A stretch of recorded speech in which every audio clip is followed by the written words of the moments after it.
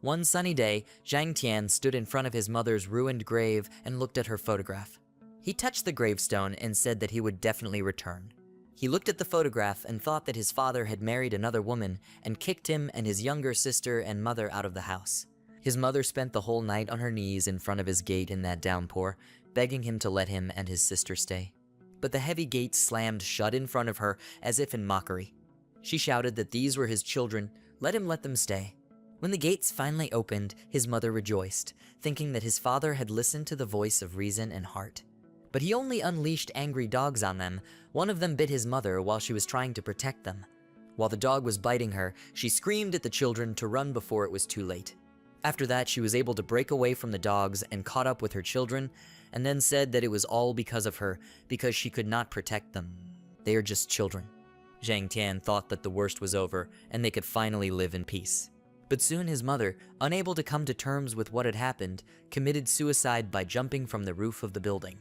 But finally she called him and said that she was so sorry, but she had to leave them. Let them take care of each other. She loves them very much, let him remember that. This was the last call Zhang Tian received from his mother on the way home. When he returned, he found the lifeless body of his mother and his crying sister. Then he was 14, and his sister was only 10. You can imagine how difficult it was for an ordinary boy to take care of his family despite the contempt of others. None of the strangers ever showed compassion for them. Raising a knife above his head, that man would undoubtedly have killed him and his sister, but some man saved them and offered to go with him. 10 years later, Chinese borders were under heavy enemy pressure. They lost several border checkpoints and several 1,000 miles of defense, leaving hundreds of seriously wounded soldiers without generals. But at the very last moment, a man burst into the enemy camp. He easily beheaded the enemy commander and took the lives of tens of thousands of soldiers. And this man was the unsurpassed Chinese warrior Zhang Tian, the rising star of the US Army, the harbinger of war on the wings of death. Having won the war alone, he found himself at the center of unprecedented world fame. He carried within himself the destructive power of earth and heaven, as well as the wrath of thunder. It is unknown whether the old enemies were able to withstand the onslaught of his rage. Just 10 years ago, he lived like a dirty dog.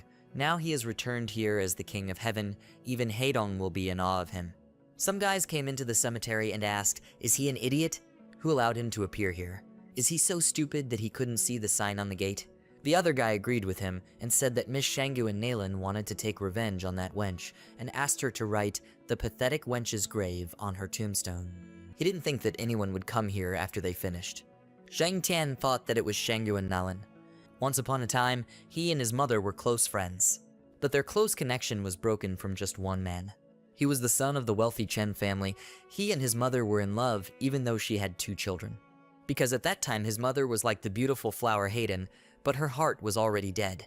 By coincidence, Mr. Chen also courted Naylan, but later rejected her.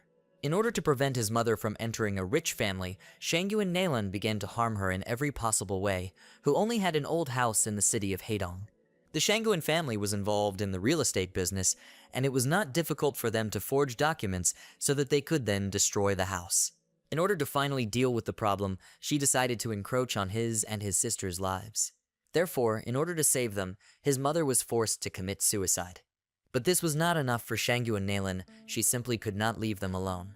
She constantly wanted to kill them, and even after the death of his mother, she could not calm down, deciding to mock her grave. She had a bunch of bandits guard the grave so that no one could come and honor her soul. Today is 10 years since his mother left this world, and Naylan chose this very day to mock her ashes. This only proves how rotten her soul is. The bandits approached him, and one of them said that he was not in a good mood today, so if he doesn't want trouble, then let him leave here. Another guy lit a cigarette for him and said that today was Mr. Chen's birthday and the day of his engagement. He was most likely sitting in his hotel, eating and drinking to his heart's content, and they should be doing all this. He approached Zhang Tian and told him to get out if he didn't want to collect his knees piece by piece later. He spat on the grave, and the other bandits started laughing and saying that it was a great spit, keep it up, Big John. Another guy approached Zhang Tian and said that if he got into his pants, he would let him live and would also give him a lighter as a souvenir. Zhang Tian looked at Big John and he asked why he was looking at him like that. Has he never seen people spit? He laughed and then sat down next to the grave and asked, did he really never see it? Well, let him look. At that moment, Zhang Tian grabbed him by the shoulder, and he was very surprised. Then Zhang Tian hit him on the ground and, pointing his finger at the grave, told the bandit to lick it, let them remove all the dirt that they had spread here with their mouths. One of the bandits said that he was just a monster. Another guy said that Big John is very heavy. He did it with ease. Big John began to get up and asked the others to help him. But at that moment, Zhang Tian waved his hand and hit his leg. Big John grabbed his sore leg and Zhang Tian told him to lick it. He looked at the other bandits and said that they should not make him repeat it twice. Big John came up to the grave and said that he would lick it. He began to clean the grave, and at the same moment a helicopter with a container flew into the cemetery. The bandit asked what the helicopter was doing here. Several more helicopters flew over the cemetery and Zhang Tian told them to start. Containers began to detach and fall to the ground, and people jumped out of helicopters. They landed in front of Zhang Tian and the bandit asked what was going on. The people knelt down on one knee in front of Zhang Tian and greeted His Highness. Zhang Tian said let them begin. People obeyed his order and began to open containers of gold. One of the workers said that they should use this gold to make a new tombstone. The bandits were very surprised and said that there was gold here. There were a bunch of containers chock full of gold. This is the first time he sees so much gold, and even on a tombstone. Another bandit said that if all this gold was sold, they could forget about poverty forever. As time passed, Zhang Tian looked at the gold and said that one day his mother jokingly said that he would build her a tombstone made of gold. Here it is. He promises that this trash Shangyuan Nalan will crawl at his feet, and her death will be an apology for her. The bandits began to ask where he came from. He's just terrible. He was going to make a tombstone out of gold. Zhang Tian looked at the bandit and asked what did he say. The bandit fearfully replied that it was nothing. He bowed to him and said that the head of the Chen family had forced them to keep an eye on this place. Zhang Tian thought that after killing his mother, this woman still married Mr. Chen. What a rotten heart she had. After 10 years of hard work, she was able to take control of the entire Chen clan. Even Mogan is now at her beck and call. The bandit grinned and said that the brat was scared. Now no one dares to contradict the Chen family. The head of the Mogan family is an outstanding person. Even if this boy is higher in status, he will not dare to touch him as long as he is under the protection of Mogan. Zhang Tian stomped his foot and asked, what could their Mogan do to him? At the same moment, the destructive force struck down other bandits, and the main one turned around to see what was happening. He saw the death of his comrades, and then began to bow to Zhang Tian and said that he did not want to. Let him not kill him. Let him explain. Zhang Tian asked, explain. The king never listens to pathetic excuses. The bandit asked King, how dare he call himself that? No, he himself is the winged god of war. Zhang Tian waved his hand, cutting off his head in one motion, and then wrapped a cloth around his mother's tombstone and passed it on to his subordinate, saying that today is an important day for Mr. Chen Nalan's birthday. They need to go and put on a little show there. They will return the tombstone to this woman. Sometime later at the Chandu Hotel, one of the attractions of Heidong, Zhang Tian drove his car to the entrance and thought that exactly in this place, where the Chandu Hotel is now located, once upon a time there was his mother's house. A subordinate named Tank approached him and told him that he didn't have to do it himself. One of his guys will be enough. Zhang Tian replied that he did not agree. He personally went to send his enemies to jail. He took the tombstone and entered the hotel. The girls looked at him, and one of them asked who this handsome guy was. He looked so strong. Another girl said he was so cute. She wouldn't mind going on a date with him. Zhang Tian placed the tombstone on the table with a crash, and then began to drink alcohol, and the girl said that she had never seen such a beautiful person in Heidong. Her friend said her heart was about to jump out of her chest. Several people entered the main hall, and Zhang Tian noticed this. The head of security, Wang Xiangyao, approached him and said that according to the hotel rules, first he must register at the reception. He thought that when Mr. Chen arrived, they should provide him with a list of all the people who would attend the engagement ceremony. All these rules were approved by Madame Shangyuan Nalan, and this brat dared to burst in here like that and disturb them. He asked Zhang Tian to show him his invitation, and then noticed a tombstone on the table and asked, "What is this?" He reached for the tombstone and said that it was his responsibility to show what was inside. Zhang Tian replied that he has no right to see this, he better call Nalan here. He stopped the head of security's hand with chopsticks, and he asked how dare he? How dare he call Madam by her name? Let him show what he has there. But Zhang Tian continued to hold him tightly, and he said that he should let go of his hand. He gritted his teeth and thought, what the hell? He so easily pinned his hand to the table with just his chopsticks. After that, Zhang Tian let him go and he backed away, hitting the table. Alcohol spilled on his head and Zhang Tian put down his chopsticks. Meanwhile, they were being watched from the second floor. Chen Heating, the second son of the Chen family, asked Mogan who this guy was. Mogan, the head of the Chen family, said that with his strength, he could slam him with just a flick of his hand. Chen Heating said that over all these years, many young men came to avenge the deaths of their mothers, but in the end, they were all thrown into the sea. The security chief asked the others what the hell they were waiting for. Let them get him out of here. The guards were afraid to approach Zhang Tian, and some girl told them not to get excited. The head of security greeted the manager, and she walked up to Zhang Tian and introduced herself, saying that she was Xuan Y, the public relations manager of the Chengdu Hotel, but to him she was just Y. Would he like to have a drink with her? She thought that he needed to deal with this situation quickly. We can't let the engagement party get ruined. She put her hand on his shoulder and said that he should let her look at what he had brought with him. She thought that she needed to find out what he wanted to give to Madame Naylan and Mr. Chen. Zhang Tian pushed her away and said that let her rid him of this hypocrisy, they better call Nullen here. Xuan Y fell to the floor and asked how dare he push her. A man arrived in the hall and said that he could not believe that in the presence of other men, this guy raised his hand to treat Xuan Y like that. What did he do here? This man's name is Zhao Mao. He is the co-owner of Chengdu Hotel. He hit the guard in the face and asked, "Are they standing here for beauty?" The guard smiled guiltily and said that he was right. It was all their fault. Zhao Mao walked up to Xuan Y and extended his hand to her, asking if she was okay. She started crying and said that he had insulted her. Zhao Mao licked his lips when he saw Xuan Y crying, and then pointed his finger at Zhang Tian and asked how dare he raise his hand to her. Let him kneel before her and ask for forgiveness, and then let him get out of here. Zhang Tianai didn't listen to him and thought that this was his mother's house. She and his mother and sister lived here for a very long time. He remembers how they played hide and seek, and their mother asked if they were hungry yet. Zhao Mao noticed that Zhang Tian was not listening to him and exclaimed, "Who does he think he is for ignoring him? If so, then now he will dance with him." He looked at Captain Wang and asked what was he waiting for. Let him finish him off. The head of security told the others that they heard him. Let them act. The hotel guests began to worry, and one of them said that if they all attacked him, then this guy would leave no place wet. Someone else said it was a fight. He hoped it would be something to see.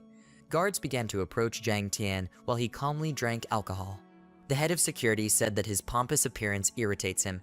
Now he will beat it all out of him. He swung his hand and said that with a pistol he could finish off a lot of people, but it was too easy and quick death. He prefers an iron club to break bones and cause maximum pain. Being under the protection of the Chen family, he could easily crush a louse like him. Zhao Mao began to lead Xuan Y away and said that this bloodbath was not meant for women's eyes. The security chief almost touched Zhang Tian with his baton, but he quickly reacted and grabbed the tombstone and hit the floor with it. Cracks appeared across the floor of the hotel and a power wave hit the guards at once. All the people immediately took a few steps back and the two girls glanced at Zhang Tian. One of them asked what was going on. Did she see it? Meanwhile, on the second floor, Chen Heating looked down and told Mogan that there was something wrong with this guy. What does he think about this? Mogan replied that he undoubtedly has potential. He can take 3 of his moves. Chen Heating sat down at the table and said that it was good, there was no need for them to rush. He wonders what he has in his hands. At the same time, Zhao Mao took Xuan Y away and said that it had become somehow lively here, they needed to leave. The gentlemen will deal with it themselves. He decided to turn around and was very surprised when he saw that the entire guard was kneeling in front of Zhang Tian. Zhang Tian closed his eyes and then took the glass of alcohol and told Zhao Mao to come over. Zhao Mao said that the Chengdu Hotel is the property of the Chen family.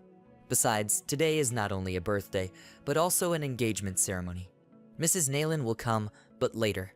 He thinks because of what he has done here, she will at least listen to his request. But let him not behave arrogantly with her, otherwise he will regret it. After all, this is the territory of the Chen family.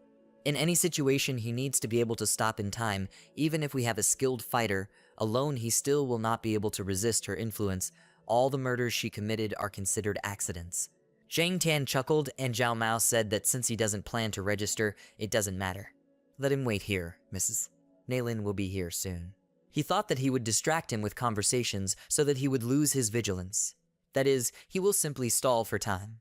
He will wait until young Master Chen comes down, then he will grind this impudent person into powder. Shang Tian pushed the tombstone and it flew towards Zhao Mao, but he managed to move aside in time and Zhang Tian said that he was just thinking about how to get rid of it. Since he has evil intentions towards him, then he must die. Zhao Mao was scared and then bowed to Zhang Tian and said that he should listen to him. He's already screwed for causing a commotion at the hotel and he wants to kill him. Let him try. For the murder of the co-owner of the hotel, he will suffer a painful death. Zhang Tian put his foot on his head and he began to beg for help. Chen Heating came down from the second floor with Mogan and told Zhang Tian to stop. Xuan Wai called out to him and said that he had finally arrived. This young man broke into the hotel and broke all the rules.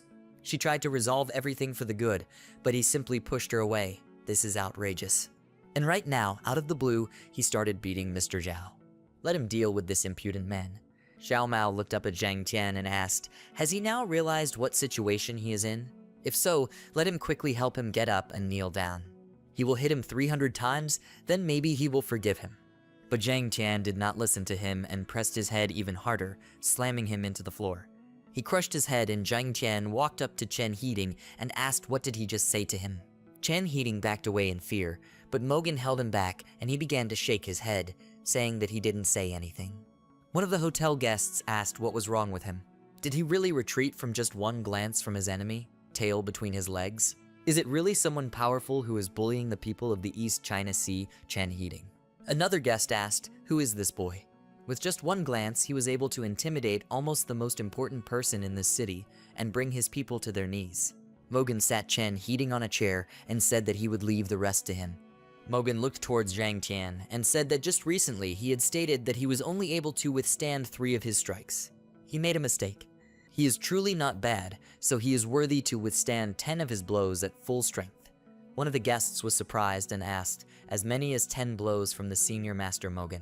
Another guy agreed with him and said that if you need to find a worthy candidate for 10 blows of Mogan, then there will be no such person. And if there is one, then after these 10 blows the poor man will be so crippled that he cannot even give a slap. Moreover, this candidate can only be an old man. They have no others. Mogan smoothed his beard and told Zhang Tian that he would give him a chance. In any case, he is destined for death, but if he can withstand 10 of his blows, so be it, he will let him go. One of the guests said that only for the very possibility of mercy from the cruel Mogan, he could already fall to his knees and thank him for the mercy. He definitely won't be able to cope with Mogan. Let him give up right away so as not to disgrace himself. The man said that in such a situation, this would be the wisest decision. Zhang Tian asked, that is he Mogan? After all, it was he who sent those people to Wanfeng Cemetery. Let him be a good boy and take them out of there. Mogan was surprised by his words, and then told his subordinate that he should call Du Fei and clarify the situation at the cemetery. He wondered if this guy was a relative of someone buried there. Then is it really that what he brought with him in the tissue is it? Zhang Tian smiled and said that he had killed them all, so he only needed to remove the bodies. Mogan started to get angry and said that he was not bad. It is immediately clear that he is brave. Let him tell him who the hell he is. Zhang Tian replied that he had no right to ask him about this. Mogan said that since he does not understand in a good way, he will do it in a bad way. Let him not blame him for excessive cruelty. Zhang Tian asked, is the pitiful creature looking for death? If so, then he will give him a chance. If he can touch it, then let him consider that he has won. Mogan called him an arrogant puppy and then rushed forward and the guards told him to kill him. Mogan accumulated power in his hand and Zhang Tian raised his hand using his power. The tombstone immediately rose from the floor and flew towards Mogan, but he noticed it too late and cursed. The tombstone hit him and he flew back. Then a wound appeared on his chest and blood sprayed from his mouth. He looked at Zhang Tian and asked who he was. He thought, when did this monster appear in Heidong? Zhang Tian ignored him and sat down at the table, asking if anyone could bring him a pomegranate. He thought that he could not forget this pomegranate tree. When he was a child, it grew in their yard. The fruits of this tree were the sweetest. His mother sat under this tree and washed clothes, and his sister, in turn, climbed the tree, tore off grenades, and when they came down, they simply began to play pranks. Mogan said that he actually asked him a question. And instead of answering, he asked for a pomegranate. Let him listen to him. No matter how strong he is, this place is the domain of the Chen family. The head of the family, Chen Dadao, is a very powerful and domineering person. He may even be the most important person in Heidong. His advice to him is not to go against him, for the sake of his own health. Zhang Tian thought that Chen Badao was undoubtedly the same guy who looked after his late mother while they lived here. This means that he still married Shangyuan Nailin and, in addition, became the most respected person in this district. Then he thought that he was head over heels in love with her mother. He decided that he didn't care. He even wished them happiness. But that was until he accidentally overheard a conversation between Shangyuan Nailin and Chen Badao. He said that he was the very first successful person in the area. Does she think such a noble person could love a woman like her? He gave her the opportunity to get away with it, but she didn't take advantage of it. Zhang Tian thought that his mother jumped off the roof of the building to commit suicide. Chen Badao greatly contributed to this, and he bears immeasurable guilt for her death. Mogan pointed his finger at Zhang Tian and said that he should kneel down with his head bowed right in front of Mr. Chen's door. He has always been lenient towards tramps, so perhaps he will spare his life. He thought that he had actually stooped to such a level as to use his boss's reputation to intimidate an opponent who was stronger than him. Zhang Tian said that he asked them a question. Can someone bring him a pomegranate? Don't they have a pomegranate? He should not have threatened him, but answered his question. Let him die. With one wave of his hand, he knocked Mogan off his feet, and he hit the wall with great force. Everyone was scared, and Xuan Wai asked, how is this possible? This is the strongest elder Mogan. Zhang Tian called Chen Heating a brat and said that at least he should tell him, do they have a pomegranate? Chen Heating waved his hand in fear and said that they don't have it right here. If he allows, he will organize everything right now, and he will get the best pomegranate. Zhang Tian said that he should do so and hurry up. Let him remember, he really wants a pomegranate, the best one. And he also doesn't like being kept waiting. Meanwhile, on the 5th floor of the hotel, the man told the head of the Wen family that today was a significant day. It is today that their Wen and their Chen will be engaged. This engagement will establish a strong bond between their families. This is the best news for the entire county. Their daughter Wai Zhu and his nephew Chen, these two are the most beautiful and promising teenagers in the entire area. They truly deserve each other. This marriage will bless even in heaven. The woman apologized to them because her sister Shangyuan Nailin and her Chen Badao were not here today. Children's engagement, after all. They flew abroad to expand the family business, so they will return after some time. With their permission, she will be in charge of the wedding banquet today. She hopes Mr. Wen won't mind. This woman's name is Shangyuan Suzu. She is Shangyuan Nailan's sister. The head of the Wen family, Wen Qingshan, replied that she was too polite. She is one of the highest status people in Heidong, after her sister. They would be only too happy if she was in charge of the engagement party. He looked at his daughter and said that when she comes down, let her not forget to meet her future husband, Mr. Chen Heating. He thought that his family was now in a deplorable situation. They need a powerful ally. If we consider Heidong, then only Mr. Chen Badao has enough influence. He knows that his daughter doesn't like Chen Heating at all. She should only blame him for forcing her to marry him. There was no need for him to provoke such powerful people.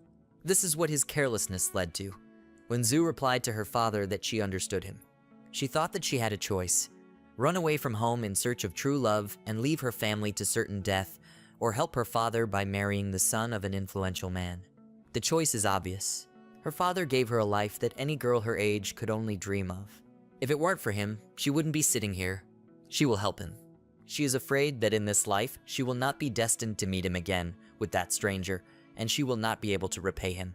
Suddenly, a man ran into the room and told Miss Shangyuan that some person downstairs had created huge troubles for them.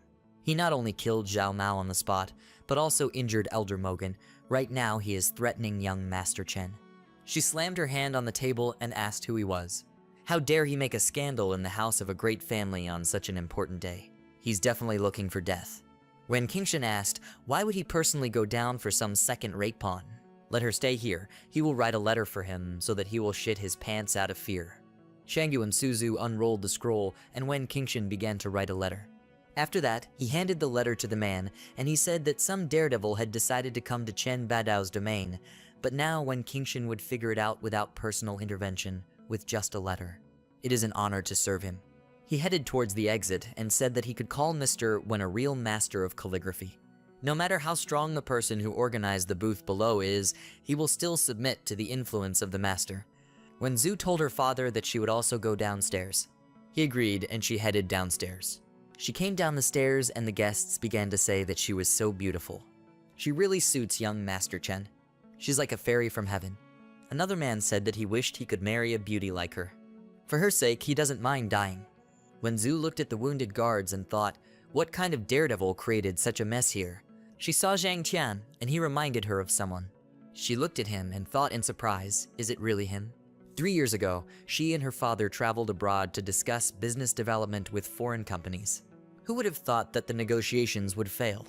As a result, halfway home, this partner attacked them. When they got out of the car, her father told her to run, and he himself entered into battle with several thugs. 2 cars caught up with her. She already thought that they would kill her. But when she was completely desperate, a man fell from the sky and was able to stop the moving cars with his bare hands. 1 hand on each. And he saved not only her, but also her father. He is her hero. Even though they only met him once and didn't have time to really talk, he still left a deep impression in her heart.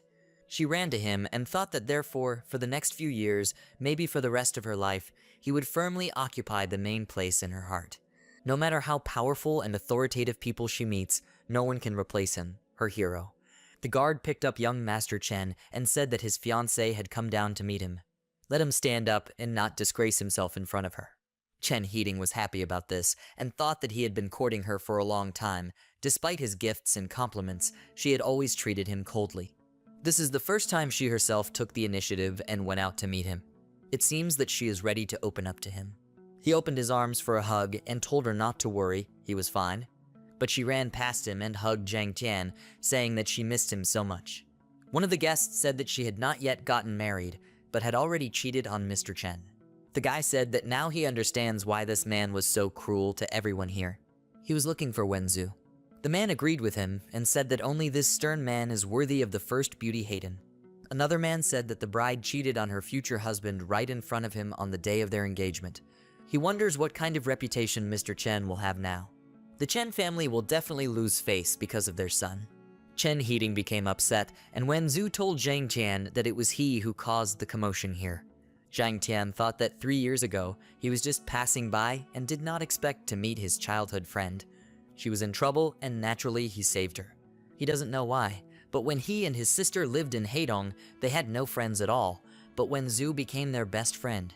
And when older guys offended them, she stood up for them. At that time, the Wen family was already quite powerful. He remembers how he reassured his sister, and Wenzu told their offenders that there are so many of them, and they are all such adults, but they still offend the younger ones, they should be ashamed. If it weren't for Wenzu, his and his sister's childhood could have turned into hell. He remembered the kindness of this girl and never dared to forget her. Wenzu told him that the last time they didn't see each other, he saved them. If it weren't for him, she's afraid they would have died in a foreign country. And now, 3 years have passed since that incident. She thought that she would never meet him again. That time he left without saying goodbye. She didn't have time to thank him at all, so she thanks him now. Her name is Wenzu, he can just call her Zhu, and she also doesn't know his name. Zhang Tian said that his name is Zhang Fei. He thought it was one of his many aliases in his youth, and his name was Zhang Wuken. After some mysterious soldier took the name, he thought that Wuken was a name for sisses, so he took the name Tian. Wenzu said that it was such a coincidence that she had a friend and his surname was also Zhang. Unfortunately, she hasn't seen him for many years. Zhang Tian smiled and said that fate favored them since they were able to meet. Time passed. On the 5th floor of the hotel, the man said that finally everyone below had calmed down. They could continue calmly. Another man said that all this was due to Mr. Wen. Just a couple of calligraphic strokes on a piece of paper scared that guy to death. He insists that he put a few bricks in his pants and ran away from Hayden. He laughed and said that the story of how Mr. Wen's pair of hieroglyphs scared the bandit would go down in history and be told for 1,000 years. Shangyu and Suzu laughed and said that she had a thought. What if she marries Mr. Wen? Then she would become a stepmother to her nephew's wife. The man said that the marriage of the young master of the Chen family and the young lady Wen would ensure prosperity for both families. Another man agreed with him and said that from the first glance at young lady Wen, he immediately knew that she would become the most faithful and best wife for young Master Chen. Thanks to this marriage, their family will reach unprecedented heights. Suddenly Master Wen's subordinate ran into the room and said that that guy was him. When Kingshan smiled and said that he shouldn't be so emotional, he knew that this guy would be happy for his attention and asked him to keep the letter. Let him go and tell him that today he is lucky to receive these words. For his kindness and virtue in his past life, he can take this calligraphy with him. His subordinate waved his hand and said that young lady Wen and he, this guy and she, they are there in public. When Qingshan asked, does he mean Mr. Chen and his daughter? They are young, so it's no big deal. Anyway, they will get married soon, and she will be a wonderful wife for him. Shanggu and Suzu smiled and said that she really hoped that the snow would melt before her marriage and Zhu could get pregnant with a healthy baby. Then their families will be able to become completely related. Subordinate Wen Qingshan grabbed his master by the hand and said that he should follow him. They walked down, and when Qingshan looked down from the second floor of the hotel, he saw his daughter hugging Zhang Tian and asked what was going on here. Shanggu and Suzu walked up to him and asked what happened. Why was he so surprised? She thought that without a doubt this marriage would help their family expand their influence and take a higher position in society. It was not difficult for her to make her nephew fall in love with this girl. It was much more difficult to push the Wen family to this wedding. Now the Chen family will be able to cover the Heidong sky with just one hand. She came closer and saw Zhang Tian with Wen Zhu and asked what she was doing there. She turned to Wen Qingshan and asked who is this guy that his daughter is hugging in public. Okay, in front of the public, but even in front of her fiancé. Or is his daughter one of those who kisses and hugs everyone she meets? Where is the education and basic rules of decency? Now with this behavior, she disgraces not only their family. He replied that he did not know who he was. Shanggu and Suzu thought that just now he gave a few words of chat and smile to avoid conflict, and now instead of getting rid of the enemy, his daughter is hugging this guy. And how can she and her family save face?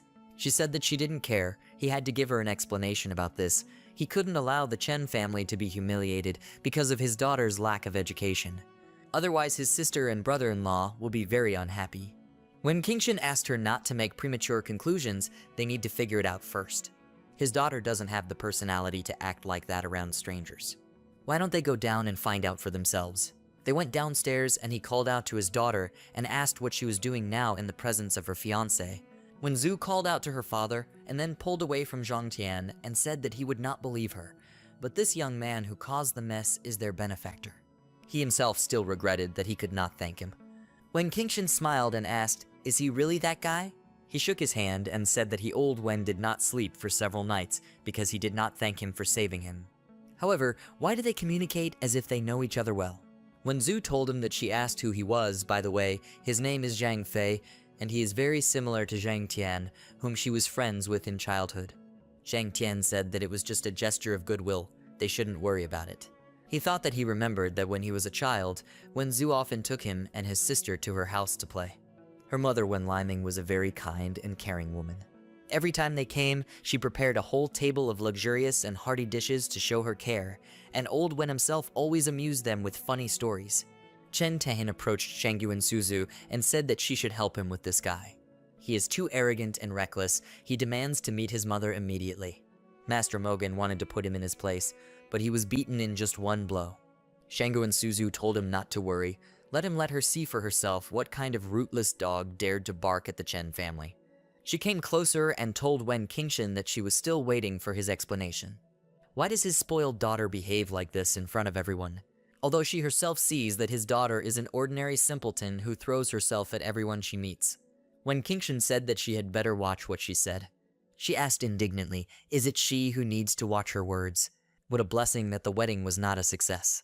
And now, on behalf of her sister and brother-in-law, she is going to dissolve the marriage, and she obliges them to return all the gifts they have received. After that, let this couple kneel in front of his nephew and begin to apologize. If they dare to refuse, then let them be sure that none of them will leave this place safe and sound. Tears appeared in Wen Zhu's eyes, and she asked how could she be so rude. Zhang Tian stood in front of Wen Zhu and asked, this means how? What a coincidence, he was about to demand the same thing. Shanggu and Suzu pursed her lips and said that he was a reckless, impudent person. She called out to Mr. Roman 11 Feng, and he began to go downstairs. He said that their humble servant was already here. When Zhu grabbed Zhang Tian's hand and said that this man's name is Roman 11 Feng, he is the famous chain dog of the head of Chen himself, which is known for its cruelty and sophistication. He has committed many unforgivable crimes, and therefore his reputation in Heidong leaves much to be desired. He was even given the nickname Killer, so let him be careful. Chen Heating told Mr. Roman 11 Feng that he should make him feel the full wrath of their family. Let him not give him an easy death. He thought, how dare he take his bride away from him, and also disgrace him in front of other people. Now he will answer for everything in full. Mogan tried to get up and asked for help. The Chen family's subordinates helped him stand up, and he said that Mr. Roman 11 Feng leaves behind only destruction. Even this little guy cannot oppose him. He can't wait for him to finally die. Roman 11 Feng approached Zhang Tian and said that although they are not enemies, he is obliged to protect the honor of this family. He gives him 3 seconds to think. Let him decide, will he give up or die? Shango and Suzu said that they should just look at this puppy. She thought that Roman 11 Feng occupies a special position in the Chen family. To a certain extent, he can speak for the master, so this little one may begin to regret his arrogance. Chen Heating pointed his finger at Zhang Tian and said that he could see he was feeling comfortable, but it didn't matter. Since his Chen family's master appeared, he would no longer have the opportunity to apologize. He turned to Master Roman 11 Feng and said that he didn't have to worry about the consequences, let him just deal with it. Then he pointed his finger at Wenzu and said that she is also a spoiled piece of trash who dares to seduce a man in public, and even in the presence of her fiancé, but it's okay, he will teach her manners. Wenzu said that she doesn't like him at all, so she asks him to break his engagement and never meet again. He asked, does she think that he has become her lapdog and will follow her lead? Or did she forget his last name? Zhang Tian reached out his hand to his face and then began to slap his cheek and asked where the pomegranate he asked for was. Chen Heating took his hand away from him and asked, is he seriously stuttering about a pomegranate at such a time? He turned towards Master Roman 11 Feng and said that let him destroy this madman. Roman 11 Feng walked towards Zhang Tian and asked if he wasn't having a good time. Does he really have the courage to say goodbye to this world? Zhang Tian asked again, where is his pomegranate? Chen Heating felt the pressure coming from Zhang Tian and said that this is such a powerful killing spirit. He was knocked down and asked Master Roman 11 Feng to help him. At the same moment, Si Feng rushed forward, leaving behind cracks on the floor, and one of the guards said that the master had finally made his move and would kill this madman. Another guard said that he was too reckless. This child should have been finished off long ago. Another guard told the others to watch the master's movements carefully. Mogan was happy and said that Mr. Roman 11 Feng is making a move. This child will definitely die. Shango and Suzu sat down at the table and said that he is advancing confidently. This is the end. Chen Heating was also happy about the upcoming victory and said that he could already imagine what would happen to this boy. When the master is finished with him, he will slowly and painfully torture him so that he fully realizes who is standing in front of him. When Kingshan thought that although everyone knows that Mogan is a martial practitioner, but Roman 11 Feng is a martial artist who personally serves Chen Badao, the #1 man in eastern China, and he is on a different level. However, it has been a long time since heavenly dragons crushed earthly snakes. Roman 11 Feng used his power and told Zhang Tian that he had made his choice, so let him just die. He noticed something on Zhang Tian's belt and thought, what is it? Very similar to the winged cavalry general's belt badge. He remembers in the first battle in the Valley of Dragons, 100,000 winged cavalrymen completely defeated the enemy, after which they returned the previously lost lands in a single march. However, this was the Battle of Duan. Only winged cavalry generals are allowed to wear such badges. When the military campaign was recruiting capable people, he also went to participate in the hope of getting a high position, but unfortunately, he was defeated by Dao Du in the first round. But as far as he knows, the rank of tokens with which cavalry generals are equipped is divided into iron the lowest, and then in ascending order, bronze, silver, gold, as well as the highest rank, which only strong generals have tokens with the red bird of the south. Anyone can buy a black belt like this on this guy on the internet, especially for a suit. He attacked Zhang Tian and said that in their time, young people are too chasing fashion, cheap popularity to appear attractive, but this is all funny. But suddenly he realized that Zhang Tian had disappeared and managed to move to Chen Heating and was surprised. Zhang Tian asked where is his pomegranate.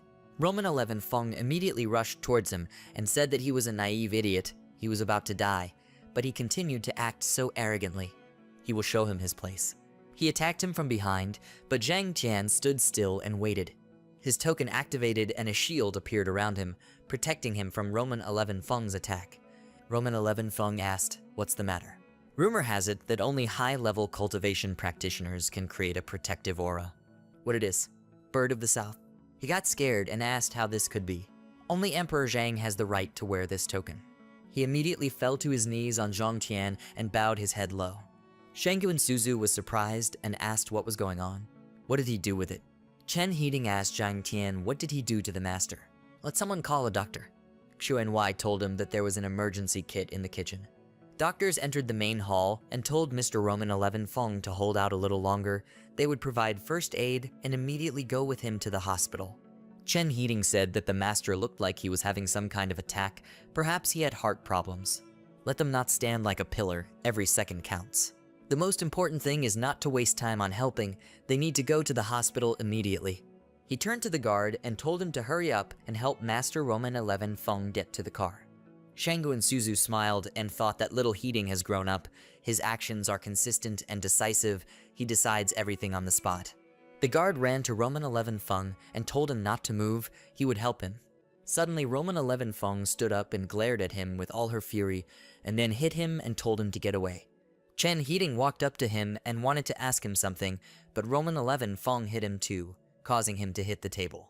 Roman 11 Feng asked, does he really think that he, like him, has porridge instead of brains? He thought that Chen Badao acted wisely when he associated himself with the Shangduan family, after which he had 2 truly magnificent children, but would these 2 be enough? Shangu and Suzu asked Mr. Roman 11 Feng, is he crazy? What does he allow himself? Si Feng wiped the sweat from his face and said that if she wanted to die so badly, then at least let her not drag him along with her. He thought that it doesn't matter if they are proud and arrogant, they always need to be able to see the whole situation. But it seems that the 2 of them are completely blind, then all this is hopeless. This old man has already done everything he could to show the mountain that stands in front of them, but they are still looking at the sky. Shangu and Suzu indignantly asked, what right does he have to scold her like some kind of servant?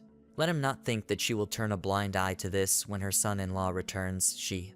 But Roman 11 Feng did not let her finish. He hit her in the face, and she fell to the floor, simultaneously knocking drinks and food off the tables. She stood up and asked where all the guards were. Let them hurry up and deal with this old man. But Roman 11 Feng hit her in the face again. Then he started hitting her on the back and thought that even if the power of the Chen family is still flourishing, at best they are one of the king's advisors. Compared to the powerful Emperor Zhang, they are nothing. His power is unlimited. He can only do everything in his power to atone for his previous crime, hoping that Emperor Zhang will leave him his old life. Shangu and Suzu called him an old dog and asked if he was completely crazy when he decided to betray his master to join this pack of dogs. But nothing, as soon as her son-in-law returns, she will deal with him and feed him to the same dogs.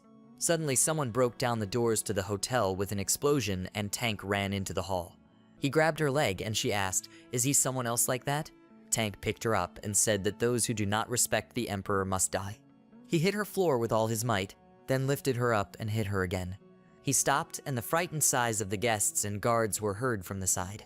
Shangu and Suzu received many injuries and asked him to spare her, but in response, Tank swung his hammer and hit her with all his might. After that, he went to Zhang Tian and said that his brothers were located all around the perimeter.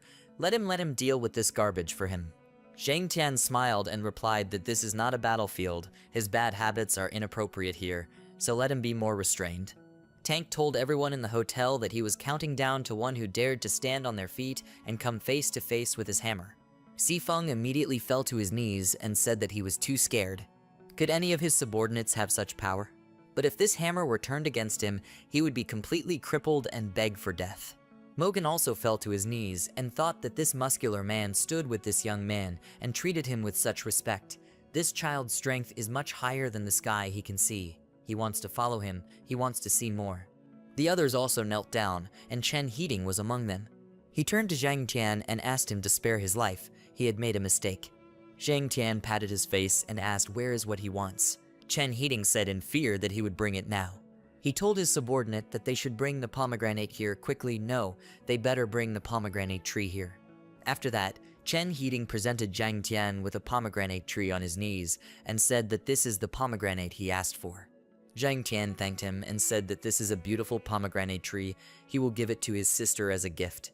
Chen Heating said that he should not thank him, by the way. His parents are abroad for now, but they will return soon. Why doesn't he come visit them in a couple of days? Zhang Tian replied that since his mother was not in the city yet, she would come to ask him for a favor.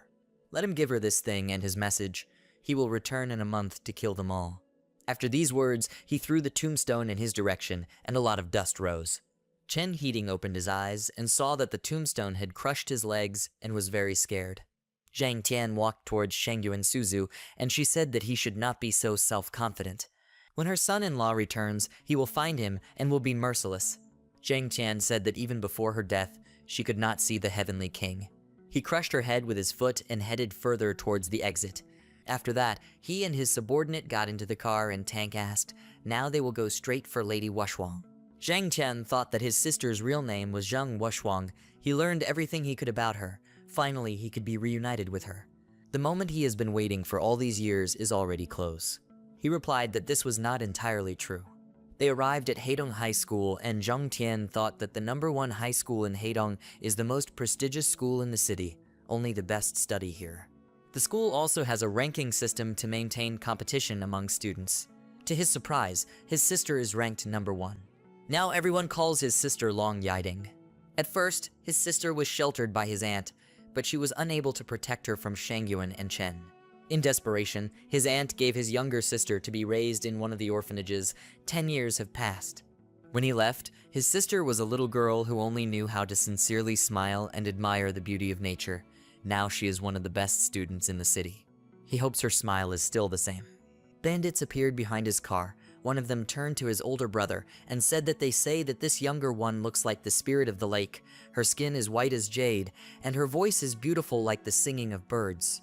Another guy said that she is really the #1 school flower of the high school. He is sure that the boss will be lucky today. Their boss told them to shut up. This little sister doesn't even look in his direction, and they are only responsible for her delivery here, so don't let them make noise. They all know this Pu Xiao, so don't let them hate him because he will forget about their friendship and beat them all up. The guy gave him a glass of drink and said that they didn't want to make him angry. The other guy agreed with him and said they just wanted him to take his mind off things. Their leader said that he repeats, they wait until she leaves the school, then they will follow her to a quiet place where no one will be. The guy called him Lao Hu and told him not to worry. They will do everything in the best possible way. They have already studied her route for a long time, so there should be no problems. He has no experience in such matters, but Pu Xiao promised to write off the debt and throw in some money, so he's here. Lao Hu slapped him in the face and called him cow, said that he was an idiot. Pu Xiao was in love with this girl. He suggested all this so that they would not merge until the very end. Does he really think that everything will be so simple? In any case, maybe they will be lucky, and after all they will get back at Pu Xiao. And now let him go and tell this driver to get out and not interfere with them. Cao walked up to Zhang Tian's car and hit the glass with his fist, saying that he should get his car out of here. It was disturbing his brothers. Zhang Tian said that he should apologize and bring him a cup of tea, then he would let him leave. He thought this group of idiots were starting a riot in broad daylight.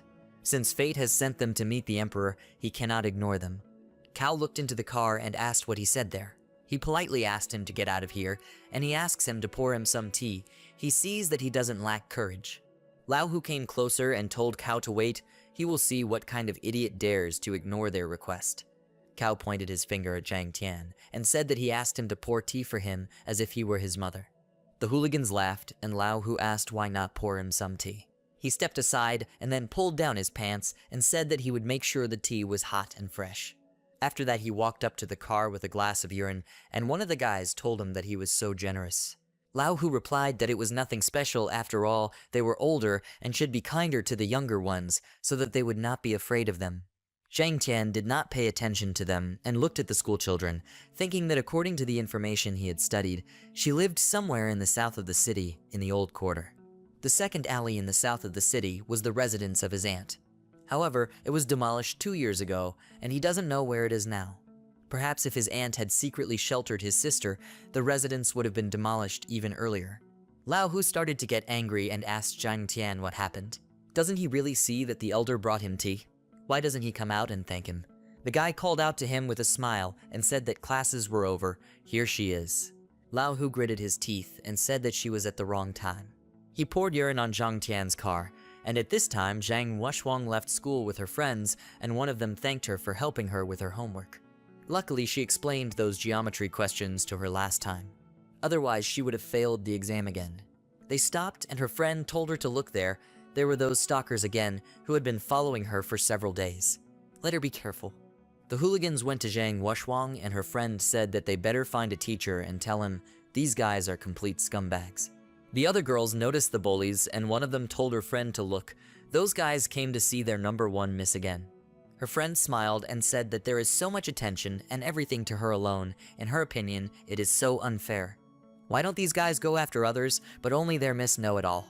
Her friend replied that it was probably because she doesn't refuse anyone. Lao Hu walked up to Zhang Wushuang and asked if she wanted to take a walk with him today. Younger schoolchildren came to Zhang Wushuang's defense, and one of them said that he was allowing himself too much. This was school territory, they could easily intimidate them here. Or do they think that they are above the law and can do whatever they want in broad daylight? Lao Hu grabbed the boy's clothes and asked, does a group of little suckers dare to talk to him about the law? He is the law. He hit the boy and Zhang Wushuang told them to leave and leave her alone. Lao Hu approached her and said that he would not harm her, let her not be afraid. He extended his hands to her and said that she needed to go, he would take her for a ride in the car. Suddenly a woman on a motorcycle drove up to her and told her to quickly get on the motorcycle. Zhang Wushuang called her Master Zia and they left. Cao told Lao Hu that it was the woman who saved the little one. Why didn't he chase them? Lao Hu hit him and said that he was a complete fool, they were at least on a motorcycle, and he only had a pair of legs. Who should he be chasing here? It's hard in their time without transport, but even so, all is not lost for them. The guy said that hearing it made him feel like he had a plan. Lao Hu said that no matter how fast a monk runs, he still runs to the temple. This girl's father owns a stall at the market in the old quarter. There's a good chance they went there. It just so happens that this is a street food kiosk, which means they can also eat for free. The guy said that he had thought of everything in advance. Cao smiled and said that he was sure that if they followed the elder, they would always be able to eat well and sleep soundly. Maybe someday they would be able to find it. Zhang Tian heard their conversation and said that they would be able to find their death. As time passed, Master Zia carried Zhang Wushuang on a motorcycle and arrived at the stall of Long Duqiang, Zhang Wushuang's adoptive father. Zhang Wushuang told him that she had returned from school. He asked why she came back so early. She could go out with friends, he could manage here on his own. He noticed Master Zia and said that she is also here. He just cooked mutton, let her sit down and try it. Master Zia thanked him and said that, however, she must return. Long Duqiang told her that today is a special day, so let her stay for a while. Zhang Wushuang hugged Master Zia from behind and asked her not to tell her father about the incident at school so that he would not worry about it. After that, Long Duqiang brought a cake and wished his daughter a happy birthday. Master Zia apologized to Zhang Wushuang and said that she did not know that today was her birthday. She congratulates her. Long Duqiang apologized to his daughter and said that he didn't have enough money for a big beautiful cake. Don't let her worry, he will definitely earn some extra money and buy her a good gift. Tears appeared in Zhang Wushuang's eyes and she asked, didn't she tell him not to spend money just like that? He could not even buy this cake. She could easily eat a fried leg of lamb and would already be happy. Master Zia asked why not make a wish. Zhang Wushuang wiped her tears and thought about her first wish. She hopes that her parents will always be healthy and happy. Secondly, she hopes that her own mother is looking at her from heaven and is proud of her. She believes that she has found peace and quiet for herself. Her third wish is to pray that she and her brother will be reunited as soon as possible. But she doesn't know how he is doing because 10 years have already passed. She hopes he dresses warmly when it's cold, takes an umbrella when it rains, and in general he doesn't get sick and is surrounded by kind and caring people. Suddenly a truck drove up to them and hooligans came out. Lao Hu told the others to look. It's no wonder they ran away so quickly. It turns out it's their birthday here. He took a piece of cake with his hand and then tasted it and spat it out, asking what kind of pathetic egg cake was this. It even tastes terrible and stinks too. He overturned the table and, calling Zhang Wushwang's father a pitiful old man, asked if he couldn't buy anything better than egg pie. Why does he even live like this? Master Zia began to defend the Long family and said that he allowed himself too much. Long Yiding is her disciple, he won't even dare to touch her. Lao Hu grinned and said that he immediately liked her, such a charming lady. Even though she was old, she was very good. Master Zia hit him and told him to shut his mouth. Lao Hu smiled and said that he understood everything, just don't kill him. He told his friends that they should drag this girl into the car. Long Duqiang said that they shouldn't get so excited. Why don't they all calm down and discuss their problems peacefully? He invites all their friends to drink and eat fried lamb in order to somehow smooth out the situation, after which they would calmly talk about everything. Lao Hu said that he better not interfere if he doesn't want to get it. He already works on their territory. He sat down at the table and said that in any case they would not run away anywhere, so let him bring drinks and food here. Time passed, the hooligans began to eat, and Zhang Wushwang apologized to her father and said that it was her fault, it was because of her that they came here. He replied that there was nothing wrong with it, as long as he was here, no one could intimidate her. He already called Dai Kai, so everything will be fine. He thought that this was all an evil fate. When he was rich, those people were afraid to talk to him like that. Although gangsters have changed since those times, now they are less afraid and increasingly don't care about the consequences, they are just scumbags. 10 minutes later, Dai Kai arrived and Long Dukyang took out some bills and asked him to take care of it. Dai Kai took the money and said that there would be no problem with it, he would take care of it, but someone should take care of his empty stomach. He hasn't eaten anything since morning, so let him hurry up and cook some lamb for him. Long Dukyang agreed, and after that Dai Kai started drinking with the hooligans. Lao Hu was delighted at his arrival and said that they had not sat like this for a long time, they needed to get drunk. A moment later, Lao Hu said that it was time for them to end all this, especially since this old man could not do anything. He thought that it was not for nothing that they were in charge of this territory, so he still had to pay him. He will not be able to refuse their offer.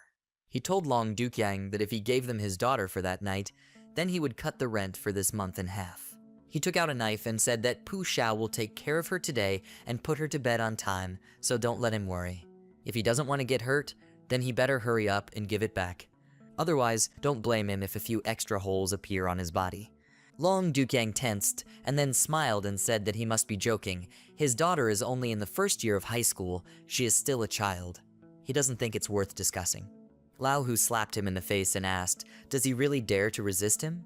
Who does he even think he is? Immortal or what? Dai Kai said that he should know when to advance and retreat, his current affairs are very bad. He cannot defeat Pu Xiao, he has money, but he has nothing. Long Dukyang started to get angry and said that he doesn't care, they are all jackals, anyone who touches his daughter will suffer at his hands.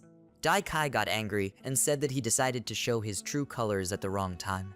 He hopes he realizes what consequences will await him after this. Two guys grabbed his hands, and one of them told him to hold him tight so that he wouldn't twitch. Lao Hu spat in his face and said that Pu Xiao fell in love with his daughter, so this is a blessing for her. He will take better care of her than a worthless old man like him who can't even buy a normal cake. But he decided to resist fate, so he incurred his wrath. He will no longer do business here, he can only blame himself for this. The guy called out to Long Yiding and told her to come with them, he wouldn't be rude to her. Long Dukyang began to struggle and said that he should not dare touch his daughter. He knocked several guys to the ground and then grabbed a folding chair and punched Lao Hu in the face. Lao Hu got angry and then kicked Long Dukyang on the head and told him to know his place. The other guys also started beating him, and one of them said that he had crossed all lines, today his end would come. Suddenly Zhang Wushwang stood between them and told them not to hit her father. Passers-by noticed the noise, and the woman said that she felt sorry for this father and daughter, they needed help. The man told her that this was a bad idea. Lao Hu is the tiger of the Tato night market. This is his territory, no one dares to mess with him here. Suddenly he noticed the car and told her to look. What is this guy going to do? Shang Tian rammed his car into the hooligan's truck, then opened the door and walked out. He said that a bunch of big guys were bullying an old man and a little girl. And how did they not blush with shame at all? One of the passers-by told her friend Lan Zhai to look there. He was probably one of the most handsome guys she had seen. Lan Zhai agreed with her and said that he really is so handsome. Her friend said that her little heart was beating so hard she should definitely meet him. Zhang Wushwang noticed Zhang Tian, and he reminded her of someone. Zhang Tian walked up to her and greeted her, calling her his sister. She extended her hand to him, and then asked in disbelief, is it really him? He spread his arms to the sides and replied that it was him. He was her brother, he returned to her. She pinched her hand and then said that she was not dreaming, it was really him. She hugged him and said that he came here, he is really here with her. She looked up at him and said that he was unlikely to believe it, but today she wished for them to meet as soon as possible, and here he is. He won't leave her anymore, will he? Zhang Tian smiled and told her not to be afraid, he would not leave her alone again. From today, no one would be able to bully her with impunity anymore. He thought that he is one of the commanders-in-chief of the military forces of this country and has enormous power, but no one knows about this, and everyone thinks that he is an ordinary guy. In the entire country, he is the only one who is called the Emperor of Heaven, only he has such a privilege. and everyone knows that he has 3 golden rules. No one, under any circumstances, can threaten his family and loved ones. Lao Hu looked at the overturned truck and approached Zhang Tian, asking if he was the guy they met at the school gate. What is he doing here? Since he's the eldest, he thinks he can crash a car without consequences? Let him give them 500,000 yuan as compensation. Although he will give him a choice, let him pay or he will leave here without legs. Other hooligans surrounded them, and Zhang Tian, calling his sister Wushwang, said that he remembered that today was not her birthday. So why are they celebrating? She replied that 10 years ago her aunt saved her. In order to remember this special day, her dad made this day her 2nd birthday. Of course, they don't forget their 1st birthday. Zhang Tian said that he wanted to give her something. He walked up to the car and then took a pomegranate tree from there and said it was a gift for her birthday. She took the pomegranate tree and said that it was so beautiful, she was grateful to it. Lao Hu looked at them and asked, is he standing here for beauty? He called Zhang Tian a little freak and asked, does he dare to act so arrogantly after ramming their car? He is furious, and he will not calm down until he beats him to death. Dai Kai told Lao Hu that he should let him talk to this child first. He would try to work things out. He shouldn't get excited and lose money over it. Lao Hu agreed and said that he would only give him 1 chance to settle things. Dai Kai told Zhang Tian that his behavior was unacceptable for the civilized world. He just crashed the car and behaved as if nothing had happened. But they can ask for this rudeness for the first time, however, 1,000 for the old man's head and 2,000 for the car. For a total of 3,000 he can receive their forgiveness. Zhang Tian told his sister that when he was done with this garbage, she should take him to his aunt. He hasn't seen her for 10 years and wants to meet her. His sister wanted to say something about her aunt, but suddenly fell silent, and Zhang Tian asked if something had happened to her. She replied that their aunt was experiencing some problems, but she asked not to tell anyone about it. Zhang Tian said that they will talk about this later when they return home. Dai Kai got angry and said that he is an arrogant brat. Does he really believe that he will return home on his own? Well, looks like they need to bring him down to earth. He called out to Lao Hu and said that this guy is too self-confident, but he is absolutely sure that he is in no way connected with those families of the 1st or 2nd echelon of Heidong City, which means they won't see any money, so the only thing left is to teach him a lesson in all life. Lao Hu said that's great, then they will do it. Let them teach this madman a lesson. Sister Zhang Tian hid behind him and said that she was scared. Zhang Tian told her not to be afraid, he is nearby. Kai walked up to him and Zhang Tian asked, so what's with the tea he told him to bring? Tsai raised his hand and said that he would die now, so he would drink tea in the next world. Zhang Tian blocked his blow and then elbowed him and was attacked by another bully. Zhang Tian quickly backed away, avoiding the blow, and hit him in the stomach. Then the other guy attacked him from behind, but Zhang Tian stopped his hand and immediately hit him on the chin. Immediately after that, another guy pounced on him and attacked, but Zhang Tian jumped and landed on top of the guy, pinning him to the ground. Then a man attacked him from behind, but Zhang Tian dodged and quickly hit him. All the hooligans who attacked him fell to the ground, and Lao Hu asked in surprise what just happened. Dai Kai cursed and Zhang Tian asked, is he like Lao Hu? He has a couple of questions for him, so could he come over? Lao Hu called him an idiot and said that he should not think that he is the coolest and there is no stronger person in this city. Just let him make 1 call and he'll be done. Zhang Tian smiled and said that he was giving him such an opportunity. Lao Hu called someone and told Zhang Tian that his brother would be here soon with his guys. Just let him wait, and he would know what it was like to cross his path. Dai Kai told Zhang Tian that he could absolutely tell him that he was in huge trouble. If he had listened to him, this could have been avoided. Lao Hu's cousin, Senior Zainiao, is the boss in this area, and he has several dozen thugs under him. But Lao Hu gives him 1 more chance. Let him give them his sister and 1,000 from the old man, and crawl to them begging for forgiveness, then they will spare him. Otherwise, once Senior Zainiao arrives, his death will only be a matter of a few minutes. Zhang Tian remained silent, and Long Duqiang asked him, he is Yiding's brother, right? Let him listen to this old man's words. He needs to take his sister and run away from here as quickly as possible. Zainiao is very cruel. No one dares to provoke him. He is afraid that they are powerless here, so it is better for them to leave. He pointed his finger at the building and said that there used to be an internet cafe over there, but the owner of Laoban did not pay for Zainiao's protection. A couple of days later, he was in a car accident and remained disabled and confined to a wheelchair. And this happens to everyone who refuses to pay. Zhang Tian placed the chair on the ground and thanked Uncle Long for taking care of his sister all these years. He sat him down on a chair and told him that now he wouldn't have to work so hard. He was here to protect them and provide them with a decent future, wealth, and prosperity. Dai Kai called Zhang Tian an idiot and said that soon he would not even be able to properly defend himself. But he still counts on this old man's protection for his future. He seems to look intelligent, but for some reason he always talks some kind of nonsense. Long Dukyang told Zhang Tian that if he were in his place, he would have grabbed Eden and simply ran away from here. He could hold them off for a while. Zhang Washuang told her brother that although he knows how to fight, in the end he is alone against everyone. Even a lion cannot defeat 100 jackals. Zhang Tian asked who said he was alone. Behind him are 1,000 elite troops, more than 100,000 seasoned fighters who have marched 1,000 miles across rivers and mountains. Lao Hu laughed and said that now is not the time for bad jokes and loud boasting, but if this is the case, then let him call them all here and prove otherwise. Suddenly several trucks appeared on the street from which people in security uniforms climbed out. Lao Hu said that this is his elder brother Zainiao. Zainiao said that they should bring him this barking dog who doesn't know his place. Lao Hu agreed and then walked up to Zhang Tian and asked, didn't he hear his elder brother? Let him quickly follow him. Zhang Tian slapped him in the face, and then Dai Kai walked up to him and said that he dares to act like this in front of Zainiao, he can see he can't wait to die. Zhang Tian hit him too, and Lao Hu told his elder brother that this guy was completely crazy and decided to ignore his words. Zainiao began to eat the meat and exclaimed, how dare he act like this in front of him. He gives him a choice, either he approaches him or he regrets his stupidity. He counts to 3. He began to count and Master Zia and Long Dukyang were afraid. Master Zia turned to Zainiao and said that she was Zia King from the Zia family.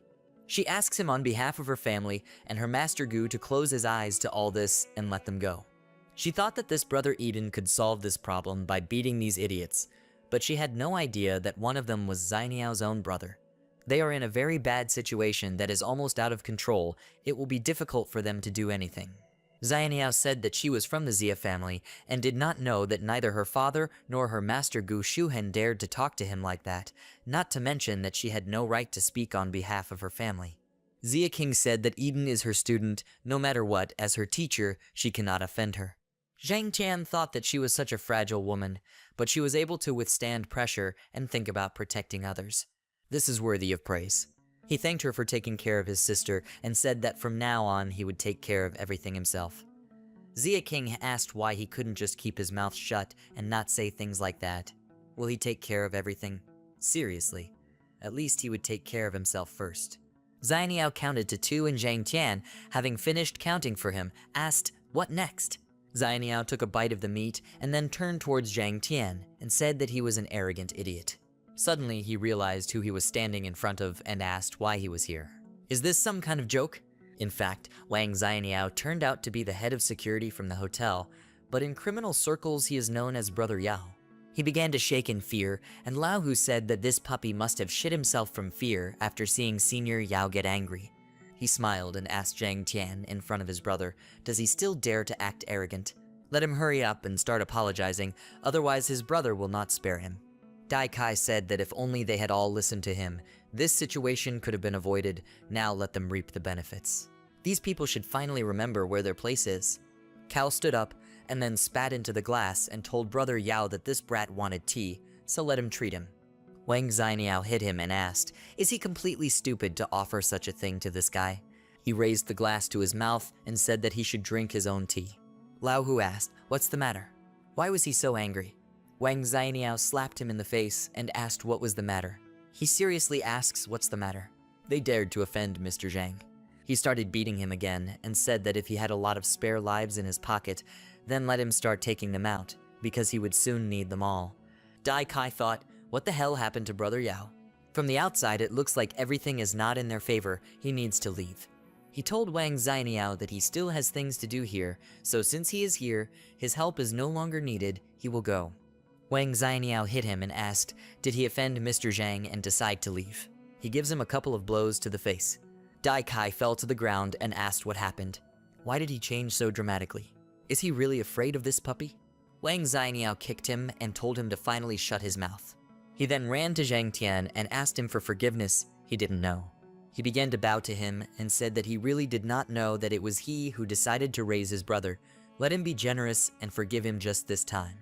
A passerby asked, "Is Brother Yao of the Taedong Night Market kneeling in front of this guy?" Another guy asked, "How could this even be? What's wrong with him?" Long Dukang thought that he would never have thought that elder brother Yiding was so incredible. Even Zainiao himself knelt before him, begging for forgiveness. However, Pu Xiao is behind it all. The power and influence of the Pu family is no less than that of the Chen family. Two large clans located in the territory of Hayden are fighting for power and using any means. People are consumables for them, so no one crosses their path, especially alone.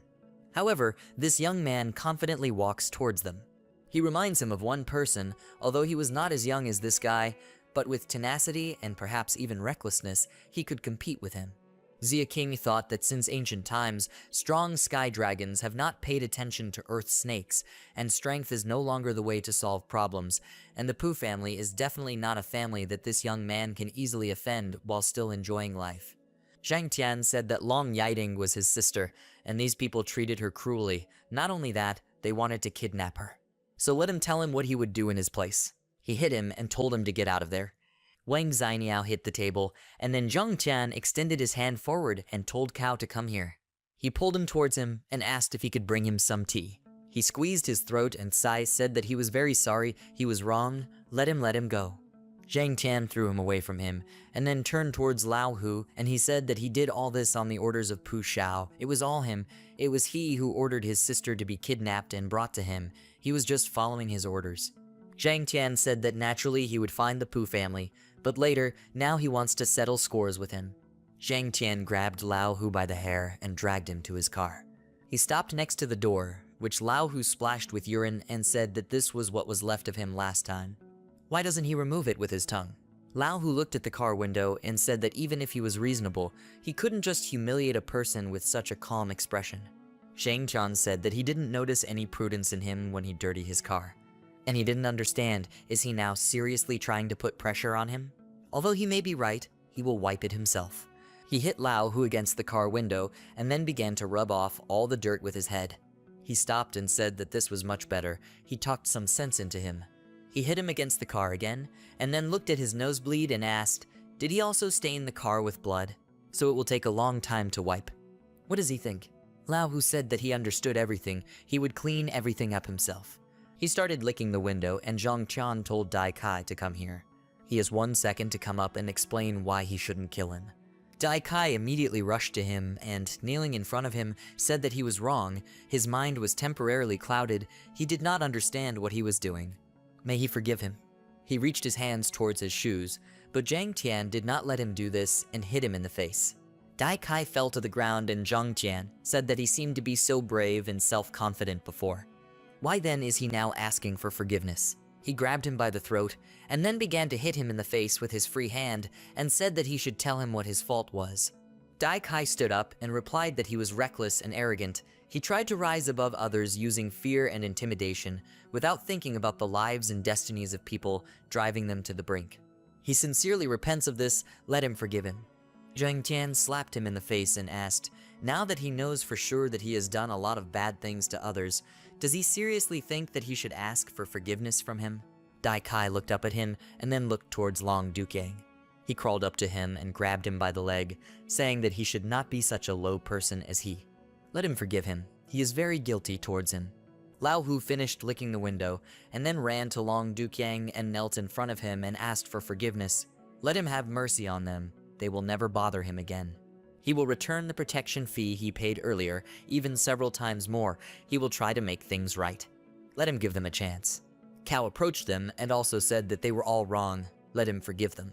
The other bullies began to beg for forgiveness, and Wang Xianiao crawled towards Zhang Tian. He knelt down in front of him and said that let him forgive him.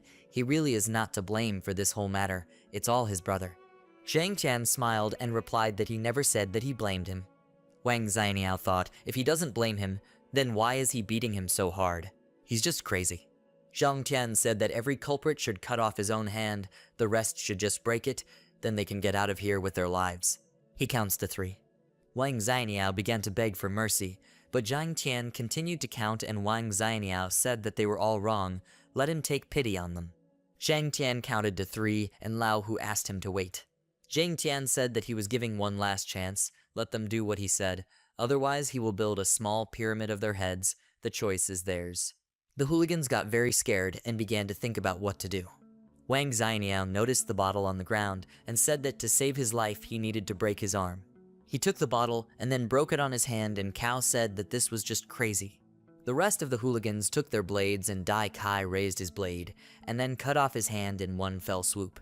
The rest of the hooligans followed suit, and Zhang Tian said that they could leave now. His sister came up to him and told him he was so amazing, it was over, now they could go home.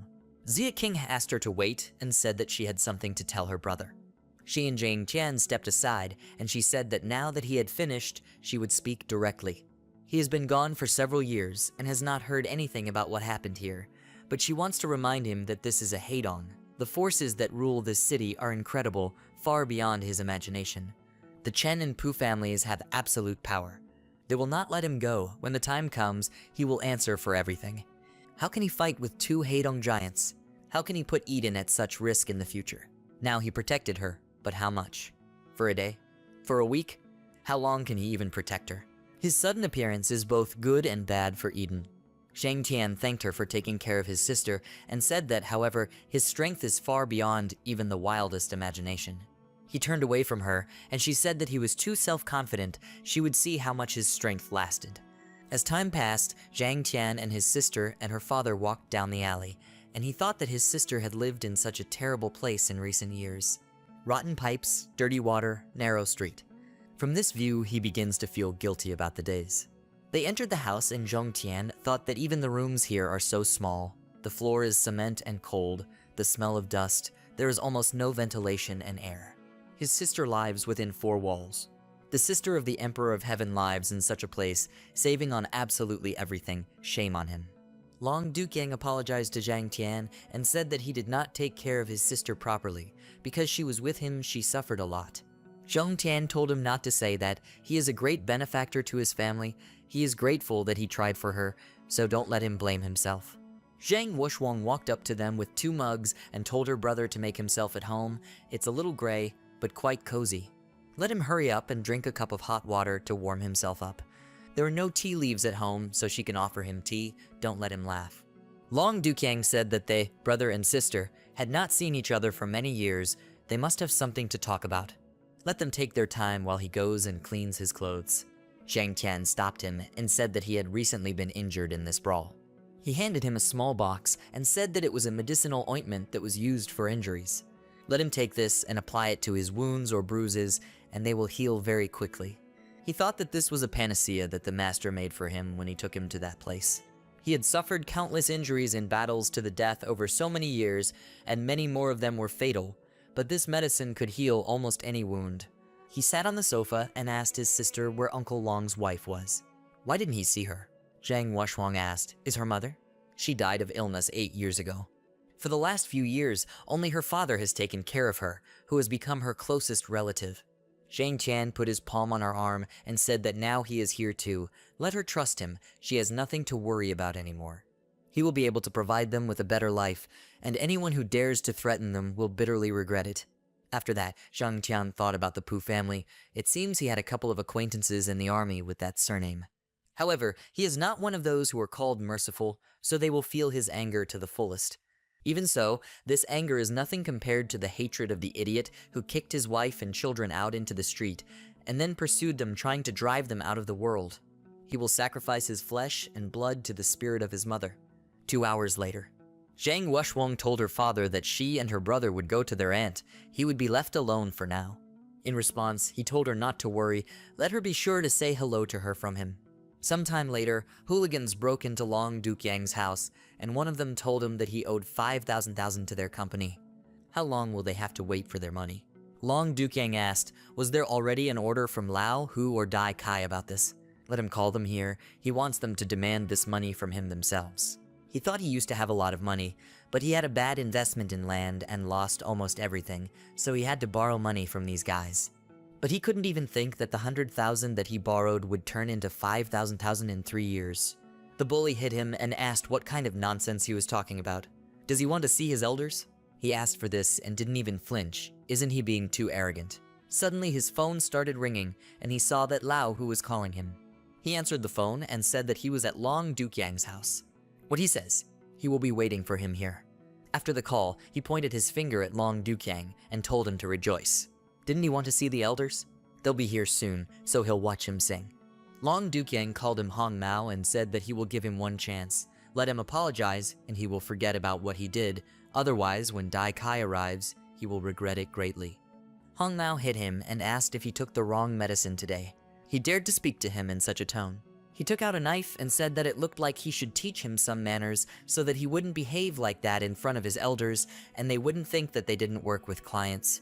He wanted to stab him with a knife, but suddenly one of the hooligans said that the elder was here.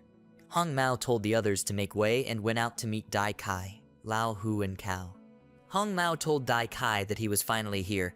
This old man had completely lost his mind and seemed to imagine himself to be a relative of the emperor, since he so brazenly asked to meet with them. He just wanted to teach him a lesson and help him return from heaven to earth.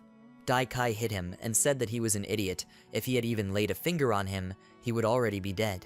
Fortunately, yesterday he asked Brother Yao about this Zhang, and now he knows for sure that he can no longer be angry.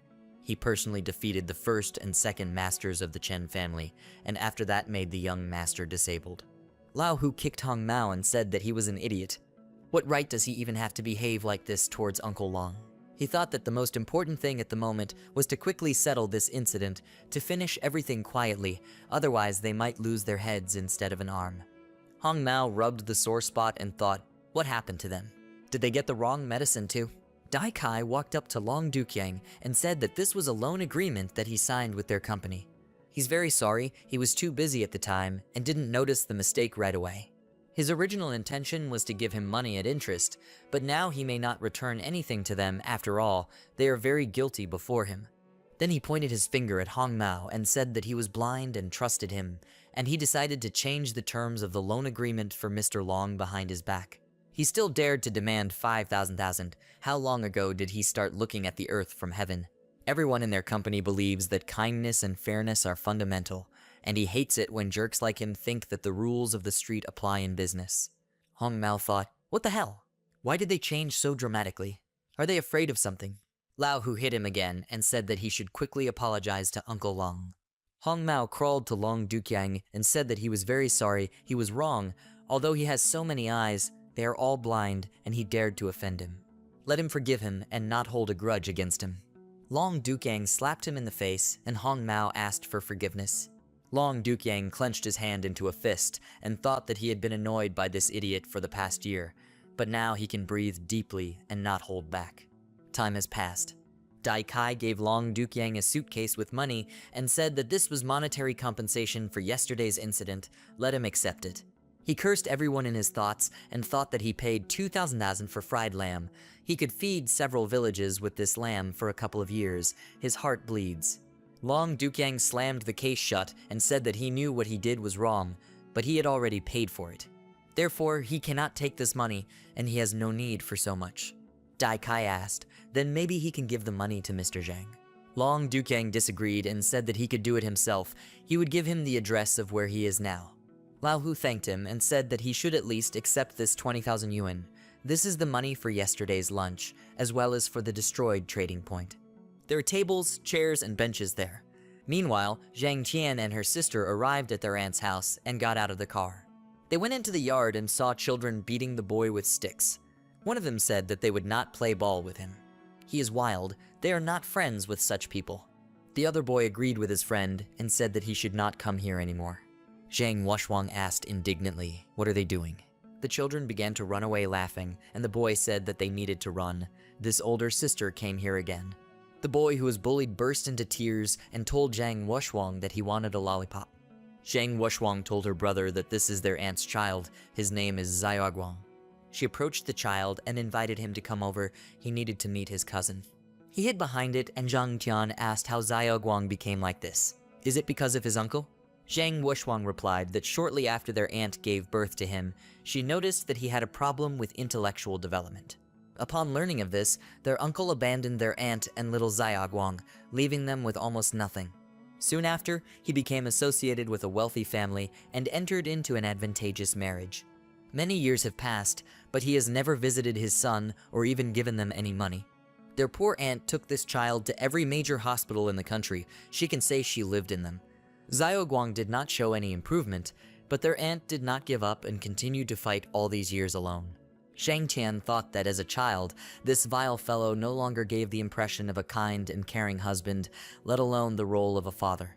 Then his mother brought him and his younger sister to Heidong to live, but in fact she came to his aunt in hopes of helping, but as a result they met with great discontent from him. He just didn't expect his uncle to be such a jerk anyway. He's just another scumbag who abandons his wife and child to their fate. After that, they entered their aunt's house and Zhang Wushuang greeted her and asked how she was doing. They went to her bedroom and Zhang Tian thought that her aunt's house was not much better than his sister's. She is a lonely woman pulling a child behind her. The limit of life he can imagine. The aunt greeted her niece and then started coughing and Zhang Wushuang asked, "Is she sick?" She replied that she was fine, she just had a little cold, a couple of days of rest, and she would be fine. She looked at Zhang Tian and asked, "Who is this?" Zhang Tian touched her hand and said that her naughty nephew has returned. He hopes she is not angry with him. His aunt was very surprised and said that this could not be. She touched his face and said that he really came back. 10 years had passed, but she knew that he would return. She wiped her tears and said that he didn't have to say anything, let him just let her look at him. She sees that he has matured very much. He looks healthy and full of strength. She is so happy for him. Zhang Wushuang sat down next to her aunt's bed and said that she remembered how they lived in a 2-story mansion with an area of more than 500 square meters. After the mansion was sold for demolition, she bought 6 houses of 150 square meters each. But why does she now live in such a small apartment? Her aunt replied that it was all because of this idiot who didn't know a damn thing about the real estate market. He also forcibly took most of the property while she was busy visiting doctors. He also spent almost all the money left over from the sale of the mansion on lawyers, so that she was left with nothing. In the end, she had to bring Xiaoguang here to live in this small house. It was quite difficult for her, because all the money basically went towards him visiting doctors. Zhang Tian said that he remembered that all the properties were registered in her name. How did this idiot get involved? He frowned and thought that all these houses were built on a historical site of high value to the country. Their cost is not lower than the cost of the courtyard in Longdu and is estimated to be more than 100,000 yuan. His aunt began to cough and Zhang Wushuang patted her on the back. Then the aunt said that the company of the Pu family, which this unfortunate person entered into, was a contractor in the construction of houses. They were not new to this matter and easily took possession of her property through fake documents, saying that houses could not be built on this land. And all these houses went to the owner of the land, which was leased to the Pu family. Zhang Tian thought that her mother passed away many years ago. At that time his aunt was one of the wealthiest women in the city, but then everything went downhill. But even so, a skinny camel is bigger than a horse. His mother and aunt had their own houses, but because of the idiots in their lives, they lost everything. Their house went to the Chen family, and his aunt's houses to the Pu family. He peeled the apple and told his aunt not to worry about it, let him take care of it. This bastard will pay for everything. Basically like the whole Pu family. He handed her an apple, and then there was a knock and a man entered the room. Aunt Zhang Tian was happy to see him, and said that Brother Chang was here. She told her nephews to meet him. This is the young master from the Zhang family, and also her friend and ally in this war.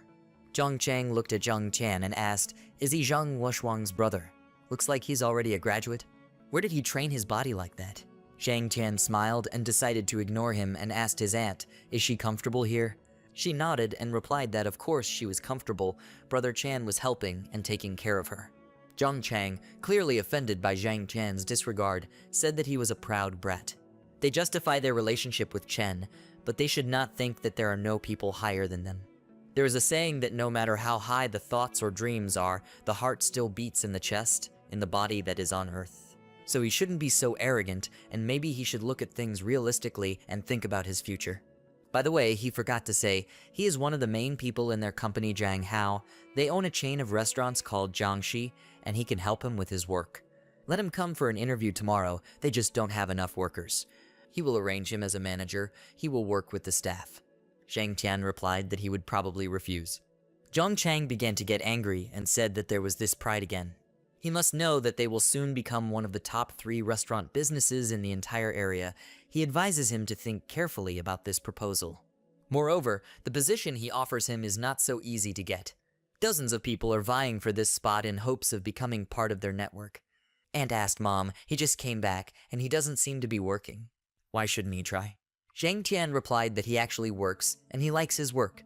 Zhang Chang chuckled and asked, is he working? It's probably some kind of fast food place, but he's touched by his dedication to his business. However, why shouldn't he give it up and go to him? He won't disappoint him. Moreover, he only recently graduated from school, so this will be an excellent start in life for him. He means starting his journey not from the first, but immediately from the second stage. Zhang Tian ignored him again and then brought a glass of water to his aunt and told her to drink it. Zhang Chang asked indignantly, who is this impudent guy? He simply ignores his virtue, but if so, he will not insist. Then there was a knock and Chan's cousin, Zhang Sai, entered the room.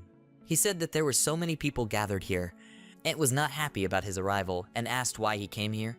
And he is not welcome here, let him get out of here. Zhang Wushuang told Zhang Tian that this man is Zhang Chang's brother. He is a vile type who likes to bully others, especially those who are lower in status than him. However, he has weight in this area. If they want to live here quietly and calmly, then they better not anger him. Zhang Sai said that today he came again to offer them to sell this house to him. Aunt exclaimed, how dare he? Let him get out of here. Zhang Sai asked, why don't he think again? All she does is go to doctors hoping for some miracle. But she does not have the means to pay even the doctors. Then how is she going to pay for this house? And its price is quite consistent with this hole. Zia Guang ran into the room and called him a bad uncle and told him to leave. He is bad, so don't let him come to his house anymore. Zhang Sai hit the child on the back, causing him to fall to the floor and start crying. Zhang Wushuang asked him to calm down and told him not to cry. His sister was nearby. Auntie got angry and wanted to say something, but she started coughing and Zhang Tian turned towards Zhang Sai. Zhang Chang noticed this and said that if he didn't do anything stupid, he might make Zhang Sai angry. Zhang Chang asked his brother, does it seem to him that he is going too far by coming here and demanding this in front of everyone? Zhang Sai hit him, calling him an asshole, and asked how old he thought he was to talk to him like that. He has buyers for this apartment, and they won't wait long, so the issue will be resolved here and now. And it is in his interests that everything is resolved peacefully. Zhang Chang fell to the floor and looked at his brother in surprise, clearly not expecting a blow from him.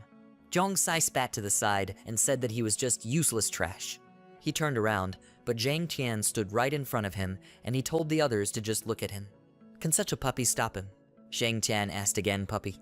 Zhang Sai replied that he heard everything correctly. He spat again and said that he was so annoying, let him get out of the way, otherwise he will meet his death. With these words, he wanted to hit Zhang Tian, but suddenly Zhang Tian moved to the side and Zhang Sai hit the bed instead. Zhang Sai hit the bed hard and curled up in pain, and Zhang Tian told him that he was in a good mood today and forgives him, so let him go downstairs and buy some medicine, and then let him get in the car and leave here. Zhang Sai took out a knife and told him not to dare to look down on him, let him try it. The aunt told her nephew to be careful, and Zhang Wushuang thought that this Zhang Sai was like an old child. He always got what he wanted and could never tolerate being prevented from getting what he wanted. But this time it seems he was unlucky. Because of his blind desires, he never learned to understand when he should advance and when he should retreat. Zhang Tian easily moved Zhang Sai's hand to the side and then hit him in the face and was thrown back. He knocked down the door with his body and asked Zhang Tian, how dare he? He is Zhang Sai from the Zhang family. So be it, he will forgive him if he apologizes, otherwise he's finished. But in response, Zhang Tian only waved his hand, causing Zhang Sai to be thrown away and hit the floor.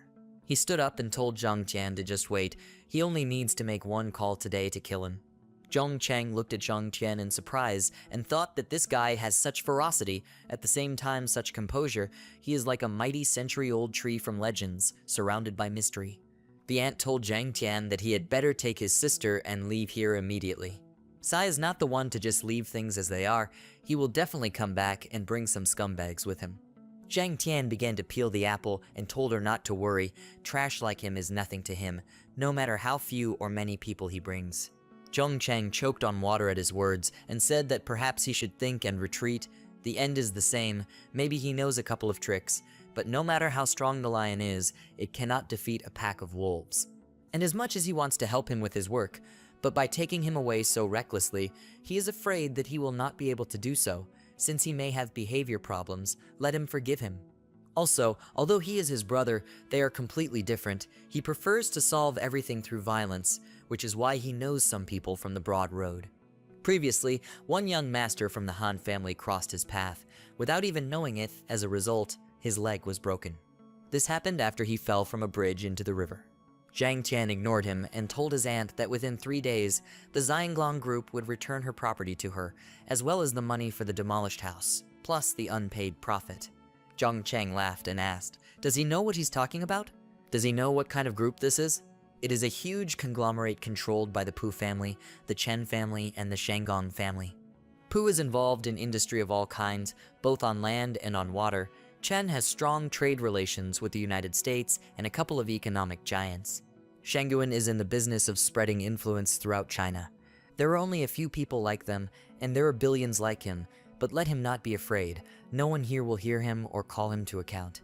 He can continue to make such loud statements, let him not restrain himself. Meanwhile, Xiaoguang was looking out the window, and suddenly someone threw a brick. A brick broke the window and hit Xiaoguang on the forehead, causing him to fall to the floor. Everyone immediately heard a noise, and Zhang Wushuang ran to the wounded Xiaoguang. Zhang Tian walked to the window and saw Zhang Sai and his gang below. Zhang Sai called Zhang Qian an idiot and said that as he sees it, he has returned again. So why doesn't he come down and prove that it was not in vain that he didn't listen to him? Otherwise, he can get up on his own. And he told Zhang Tian not to go. There are too many of them, he might get seriously hurt. Zhang Wushuang told Zhang Tian that this guy doesn't know when to stop. Let him come down and teach him a lesson. Zhang Tian replied that she could rely on him. She didn't have to ask for it. He jumped out of the window and landed in front of the bandits, and then straightened up and a healthy guy appeared in the crowd. Zhang Sai called him Big Brother and said that he is here. He pointed at Zhang Tian and said that this is the guy who beat him up and is now stopping him from getting this shack. He called Zhang Qian a puppy and said that now he sees what strength means. Elder Brother Bao is excellent at counting bones, especially in the limbs. He will long regret that he crossed their path. Brother Bao called Zhang Tian a useless bag of bones that belonged in a trash can. Who is he to interfere with his business? How infuriating he is with these green kids who think they can compete with the savannah. No matter how much they teach them, they still stick to it. He told the other bandits that today was a good day, so let them only break one of his limbs. Moreover, he came here today not for his sake, but for an important matter. He must greet a large figure.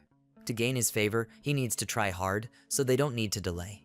He looked at the phone screen and thought that they were already on their way here. He should no longer pay attention to this little thing. He should focus on the main goal. Zhang Sai pointed his finger at Zhang Tian and asked, has he already cast a spell there out of fear of Brother Bao? He can't even say a word. It's not for nothing that he belongs in the trash heap with the same weaklings. Zhang Tian asked, is he deliberately suppressing the instinct of self-preservation? One of the guys attacked Zhang Tian and said that let him just stand still, and then the fracture will be neat and the bone will heal quickly. Otherwise, he will break his bones until he succeeds neatly. Zhang Qian hit him and knocked him to the ground, and Zhang Sai told the other guys to go ahead and let them deal with him and then his friends above. Zhang Tian lowered his head and looked at the bully's stick, then he stepped on it and threw it into the air, and after that he threw it towards the guys, and they fell to the ground, breaking their bones. Zhang Tian asked which one of them threw the brick. Zhang Sai told Brother Bao that this crazy man was completely crazy, he had to deal with him. Brother Bao looked towards Zhang Tian and asked, is this idiot so problematic? The rest of the gang rushed forward, while the others watched from the house. Aunt said he brought so many people. How can little Zhang Tian do anything to them? Zhang Cheng said that he was an arrogant idiot. He should have listened to his elders and not angered the savannah leopard Bao. Now no one will help him. At this time, one of the bandits attacked Zhang Tian with a knife, but he quickly punched the bandit and then turned around and punched another one.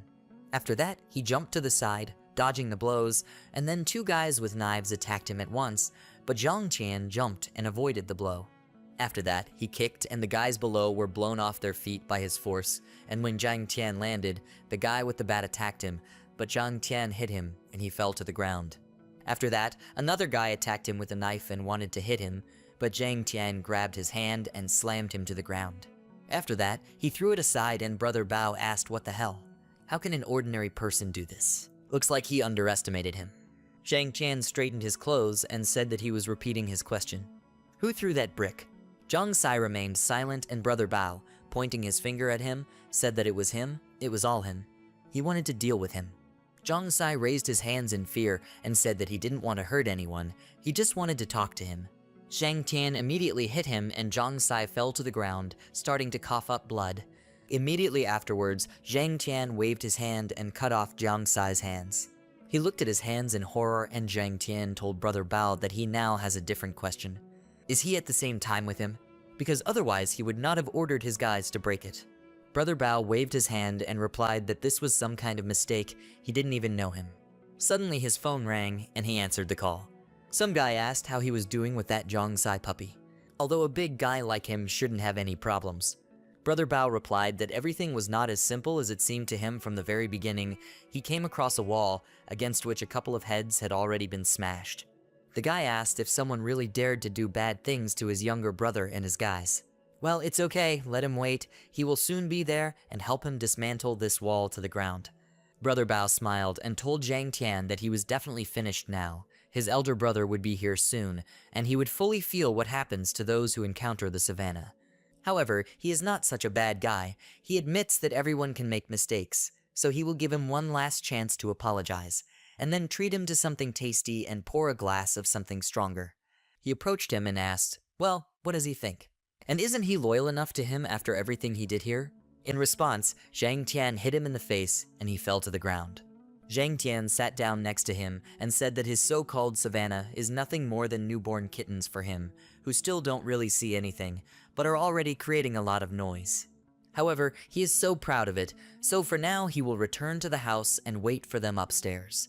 He headed towards the house and Brother Bao said that he could pretend as much as he wanted, but he would immediately understand who they were and what they were capable of when his brother was here. A little bit later, Zhong Cheng exclaimed, "What the hell is going on here? Why is Brother Bao helping his idiot cousin?" This also means that the White Tiger could also be involved in this, and from here it's not far to Wang Xianiao, one of the trusted persons in Tiandu. The Tiandu Hotel is owned by the Chen family, and the Chen family is headed by the executioner Chen Badao, essentially one of the owners of Heidong. But the worst thing is that his elder brother is a partner and friend of the Chen family. It turns out that this is a kind of provocation on their part. This time it had gone too far. He would have to ask his elders for help before things got worse. Aunt said it was a great idea. It's good that he has connections and position in the family. She hopes the elders will help them resolve everything and settle everything quietly and peacefully. Zhang Chang told her to wait. He would try to solve everything. He called the elder and said that they had not spoken for a long time. How's he doing? As a business. He apologizes for bothering him. After the call, he told his aunt that his elder replied that he would help, but he asked Zhang Tian to go down to Brother Sai and Brother Bao and ask for forgiveness. When he begged him to help them, he said that this was the only way out of the situation. Zhang Tian ignored him, and Zhang Chang said that he understands that he is not used to apologizing, but let him follow him down. They don't need to make them wait, and what's worse is forcing them to go up themselves. Zhang Tian replied that he told this kitten that when all his kitten brothers came, he could go upstairs to join them. Zhang Chang asked in shock, what did he do? Is he crazy? When will he see this mountain in front of him? He will destroy them all. He asked Aunt Zhang Tian, did she see everything herself? If she leaves everything like this, then they will not stop. They will get to all her family and friends. After that, Brother Bao's voice was heard outside the door, and he told his elder brother to come in. This guy is here. Dai Kai knocked down the door and said that he would like to look at this madman who dared to speak loud, impudent words to his brother. Brother Bao said that now this brat will regret his words. He's standing there.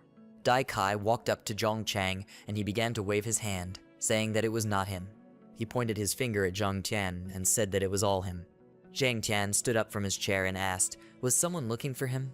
He ate a piece of apple and said that he immediately thanked them for coming up here themselves and not bothering him to go down again. Dai Kai and Lao, who were scared when they saw Zhang Tian, and Brother Bao said that he was showing off. Now he's finished, he can start apologizing. He asked the elder, is he right? This brat was too careless and dared to insult them and all their brothers. They can get him out of here and explain where his place is. Dai Kai trembled with fear and then hit Brother Bao, and he asked why he hit him. Did he do something wrong? Dai Kai hit him again and asked him what he was talking about. Mr. Zhang is a very important person and is highly respected in their circles, and he dares to slander him. Or does he imagine himself above everyone else? Maybe they should feed it to stray dogs so others don't forget their place. Brother Bao thought, could this be the guy who crippled his older and middle brother yesterday? Well, why was he so unlucky to run into him? Now it's definitely the end for him. He needs to somehow correct the situation. He told his older brothers that it was not his fault. He grabbed Zhang Sai by the hair and then threw him to the floor and said that it was all his fault. Let Mr. Zhang not be angry with him. He knelt in front of Zhang Tian and said that he was wrong.